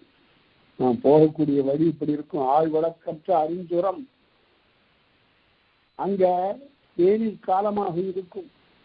கழுகு ஒன்று ஊன் நசையோடு ஒரு கடைக்கழுகு இருக்கும். ஆண் கழுகு என்றாவது போய் அதற்காக ஊன் தேட செல்லும். அப்படிப்பட்ட கொடிய பாலை வழியில நாம் போகணும் என்றெல்லாம் தன் நெஞ்சுக்குள்ளே சொல்லி வருந்துகின்ற இடத்திலும் அவனுடைய கூற்று நிகழும். சென்று கையிகந்து பெயர்த்து உள்ளிய வழியும். முன்பு ஒரு தடவை போயிருக்கிறான் பொருள் ஈட்டுவதற்கு. அப்பவே துன்பங்கள் எல்லாம் அனுபவித்திருக்கிறான். இருந்தாலும் இப்பவும் மறுபடியும் போகணும். பெயர்த்து உள்ளிய வழியும் சென்று கையை கண்டு முன்பு சென்று வருந்திய அதே வகையான பிரிவை இப்போது மறுபடியும் நினைக்கின்ற இடத்திலும் கூற்று நிகழும். காமத்தின் வலியும் இன்னும் லேசில இனங்களை போறதுக்கு. ஏனென்றால் உலகத்தில் இருக்கின்ற காதல் உணர்வானது வலிமை மிக்கதாக இருக்கிறது. அப்ப அதை பற்றி அவன் பேசுகிறான். குறுந்தொகையில ஒரு பாட்டுல 101வது பாட்டுல விரிதிரை பெருங்கடல் வளைய உலகம் அறிவு பெரும் சிறப்பில் புத்தேள் நாடும் இரண்டும் தூற்றில் சீர்சாராது. இந்த வான உலகம் இந்த மண் உலகம் எல்லாத்தையும் கொடுத்தாலும் இவளோடு நான் கொண்ட காதலுக்கு ஈடாக மாட்டா. உப்போல் உண்கண் பொன்போல் மீன் வான்வரி அல்வூர் குறுமுகை தோல் மாறுபடும் வைவரோடு என்னாச்சு. ஒரு பொழுது இவளோடு வாழ்கின்ற வாழ்க்கை இருக்குத, அதுக்கு ஈடாக மாட்டா இந்த வானுலகமும் வையகம் என்று பேசுகிறான். நான் எப்படி இவளை பிரிவேன் என்று அவ்வாறு சொல்லுவான். தமிழ் இலக்கியத்திலேயே ஒரே ஒரு பாட்டு தான் மனைவி இறந்ததற்காக கணவன் அழுகின்ற பாட்டாக அமைந்துள்ளது. 248வது புறநானூற்று பாட்டுல யாங்கு பெரிதாயினும் நோயளவை. என்ன அருமையான பாட்டுங்கிறீங்க. எவ்வளவு உயர்ந்த ஒரு பண்புடைய ஒரு மனிதன். என்னையா வாழ்ந்தான். அவ போன போதே உயிர் போயிருக்கணும். இப்போ உடைய உடம்ப கொண்டு வந்து இங்க இடுகாட்டுல வச்சு விறகெல்லாம் வச்சு தீ மூட்டி இதை பார்த்துக்கிட்டு இருக்கிறேன். நான் ஒரு மனுஷனானா? மாங்கலை மடந்து இன்னும் வாழ்தல் இன்னும் தந்து. அவ செத்த போதே நானும் செத்திருக்க வேண்டாம். என்ன 2 உயிர் என்று யார் பேசுகிறான்? கோட்டம்பலத்துக்கு இந்திய மாக்கோடு என்ற சேர அரசன் தன்னுடைய மனைவியை குறித்து பேசுகிறார். அந்த ஒருவன் ஒருத்தி என்ற அந்த அறம் அந்த பாட்டில் அப்படியே மிக அழகுற பதிந்து நிற்பதை பார்க்கலாம். ஆக கைவிடின் அச்சமும், தலைவியை கைவிட்டு செல்லுவதற்கு அவன் அஞ்சுகிறான். போனா விடயமாகவும் நாம் பக்கத்தில் இருக்கின்ற போதே பல சமயத்தில் இவர் தளர்ந்து விடுவா. நான் பிரிந்தேன், ஆனால் இவன் உயிரே விட்டுடுவாளே என்று அஞ்சுகின்ற இடத்திலும் அவனுடைய குற்று நிகழும். அடுத்து தானவர் பிழைத்த நிலையின் என்னை விட்டு நான் பிரிய மாட்டேன், சத்தியமா சொல்றேன் அப்படின்னு சொன்னவன் பெரிய நேரக்கூடி இந்த நேரத்தில் வருந்து பேசுவான். உடன் சேர செய்கையோடு இல்ல நானும் வர்றேன் அப்படிங்கிறாவ. அப்படி உடன் போக வேண்டும் என்று சொல்லக்கூடிய அந்த காலத்தில் அப்பதான் சொல்லுகிறான் இல்லம்மா வழி ரொம்ப கொடுமையா இருக்கும். அப்பதான் அவ சொல்லுகிறா, நீரால நெடுந்தகாய் கலித்தொகையில உனக்கு இயல்பாக அல்லாத சொற்களை எல்லாம் பேசுகிறார்கள், உன்னை விட்டு நான் பிரிய முடியுமா ஐயா? அந்த காடு ஒண்ணு என்னை விட இந்த பிரிவை விட இந்த பெருங்காடு சுடாது, நான் உன்னோடு வந்துதான் தீருவேன். இதைத்தான் கம்பன் அப்படியே எடுத்து வச்சுக்கும். பிரிவினும் சுடுமோ பெருங்காடு. கம்பன் அப்படியே சங்க இலக்கியம் எப்படி படித்திருக்கிறான், தொல்காப்பியம் எப்படி படித்திருக்கிறான் என்பதற்கு இது ஒரு எடுத்துக்காட்டு. உடன் சேர செய்கையோடு கூட தான் போகணும், நான் வந்துதான் தீருவோம். இவ எப்படிப்பட்ட இவ இந்த வீட்டுல இருந்து கொண்டு இந்த வீட்டுக்கு எல்லையிலிருந்து அப்பால் போகாமல் மிக மென்மைக்கெல்லாம் இலக்கணமாக பஞ்சினும் மெல்லிய மெல்லடி அவளுடைய பாதம். அவன் நான் உன்னோடு சேர்ந்து அந்த பாலை நெடுவழியில நானும் வர்றேன்னா எப்படி முடியும்? அப்படி ஒருத்தி போனான், சீதை போனா காட்டிருக்கு. நம்முடைய தமிழ் இலக்கியத்துல கண்ணகி எப்படி போனான், எப்படி அதை இளங்கோவடிக்கு கம்பனை எல்லாம் தூக்கி எரிஞ்சுக்கிட்டாரு. கம்பன் உடனே இளங்கோவடியுடைய பாதையை பின்பற்றிட்டார். ஒரு எடுத்துக்காட்டுக்காக சொல்லுகிறான். கோவலன் அழைத்து கொண்டு போகிறான், இன்னும் பூம்புகாரையே தாண்டல, மதுரைக்கு போயாகணும், இன்னும் 30 காவலம் போயாகணுங்க. இவன் என்ன பண்றா, பூம்புகார காவிரி கும்பத்துக்கு இன்னும் தாண்டல, கேட்டாளா மதுரைக்கு வந்துட்டோமான்னாலாம். முதிரா கிழவி முள்ளியில் இலங்க மதுரை மூதூர் யாதன வினவ, மதுரைக்கு வந்துட்டோமாங்க. உடனே ஆரைங்காதம் அகநாட்டும்பர் அரைங்கூந்தல் அனைத்து பக்கத்துலதான் இருக்குமா, 30 காதம் தான் இருக்கு, போயிடலாம் பக்கம்தான் அப்படின்னு சொல்ல. அவ்வளவு தேவையாக இருந்த ஒரு பெண் அரசனுடைய வேலை ஆர்த்து பேசுகிறாள் பாருங்க. அதுதான் ஒரு பெரிய பண்பு உருவாக்கும். இதை பார்த்தான் கம்பன். வால்மீகி காட்டாததுக்கு இந்த இடத்த கொண்டு வந்து இளங்கோவடிகளை காட்டுவதை கொண்டு வந்து வச்சான். எப்படின்னு கேட்டா, ஆண்டை நகர் வாயில் அகலாமும் யாண்டையது கான், அயோத்திய நகரை தாண்டல, இதுதானா காடுன்னு கேட்டாளா அவ. ஆக இன்னும் முன்னோர் மொழிகின்ற பொருளையும் பொன்னே போல் போற்றுகின்ற ஒரு நெறி. அவ்வாறு அன்னவை பிறவும் அடம்பட வந்த தோழிக்கண்ணும் பிறகு போலாமா வேண்டாமா என்று தோழியை பார்த்து கேட்கிறான். வீட்டு வரட்டுமா, உயிர் தாங்குமா, தேறி இருப்பாளா என்றெல்லாம் கேட்கிறான். அப்படி கேட்கக்கூடிய இடத்திலும் வேற்று நாட்டு அகல்வையின் விழுமத்தாலும் வேற்று நாட்டில் ஏற்படக்கூடிய துன்பங்களை எல்லாம் கருதியும் அவன் கூற்று நிறுத்தி மீட்டு வரவு ஆய்ந்த வகையிலும் போன பிறகு திரும்பி வந்துடலாமான்னு நினைக்கிறான். எவ்வளவு உளவியல் எப்படி பகிர்ந்து இருக்கிறது பாருங்க. அவ்வழி பெருகிய சிறப்பின்கண்ணும் அப்படி திரும்பி வருகின்ற போது இயற்கையெல்லாம் பார்க்கிறான். கோடல் எதிர்முகை பசுதியும் உள்ளை நாரிகள் குவளையோடு இடைப்படவிரை 5 தொடை மாண்ட கோதை போல நிறைய நல்லோடு அப்படியே பூக்களெல்லாம் பூத்து குலுங்குகின்றன. ஒரு பூவை பார்த்தா அவருடைய முகம் போல தெரிகிறது, ஒரு பூவை பார்த்தா அவருடைய கை போல தெரிகிறது. இப்படியெல்லாம் பார்த்து அவ்வழி பெருகிய சிறப்பின் எண்ணும் பேரிசை உறுதி பாகர் வாங்கிடும். பாகனை பார்த்து சொல்லுகிறாராம், பாகனையை விரைந்து விட்டார், தனக்காக அங்கு ஒருத்தி காத்திருப்பார், தன்னுடைய மகனுக்கு நிலாவை காட்டி பார்ச்சோறு ஊட்டி கொண்டிருப்பார், அவளை சென்று விரைவிலே பார்க்க வேண்டும் என்று பாகனிடம் பேசுவார். சென்றதேற்கு உழப்பு நினை விளக்கி சென்ற தலைவியை இன்றி தலைவி இல்லாமல் சென்ற அந்த நாட்டிலே நடந்த நிகழ்ச்சிகள்லாம் அதற்கு பிறகு வந்து சொல்லுவான். காடுகவர் பெருந்தி ஓடுவையும் ஓடல், நாட்டில் ஒரே தீ பற்றி கொண்டு ஓடும். எல்லாரும் அங்கிருந்து வருகின்றவர்கள் எல்லாரும் பயணிகள் எல்லாம் பல இடங்களுக்கு திசை தெரியாமல் ஓடுவார். அப்படிப்பட்ட காட்டு வெளியா நான் போனேன் என்றெல்லாம் தன்னுடைய செயலை எல்லாம் எடுத்து பேசுவான்.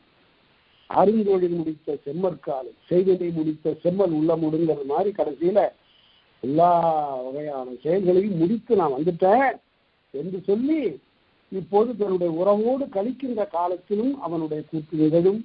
மாலை ஏந்திய பெண்டிரும் மக்களும் கேளிர் ஒடுக்கத்து புகழ்ச்சிக்கணும் மாலை ஏந்தி வருகின்ற உறவினர்கள் எல்லாம் அவனை வந்து பாராட்டுகிறார்கள். அப்போதும் அவனுடைய கூட்டு நிகழும். என்ன சொல்லுவாங்களா, அவங்க எல்லாரும் போயிட்டீங்க, ஒரு இளமை காலத்துல இப்படி பிரிய வேண்டாத காலத்துல பிரிஞ்சு போயிட்டீங்க என்றெல்லாம் பேசுவார். அதற்கெல்லாம் அவன் காரணம் சொல்லுவான். பிறகு ஏனையவரோடும் தன்னுடைய அனுபவங்களை எல்லாம் அவன் பகிர்ந்து கொள்ளுவான். இவ்வாறு இவையெல்லாம் சத்தியல்ல தலைவனுடைய கூற்று கிளவிகளாக ஆகும். இதோடு நிறைவு செய்து கொள்வோம். அடுத்த வகுப்புல தொடர்ந்து பார்ப்போம். அனைவருக்கும் நன்றி.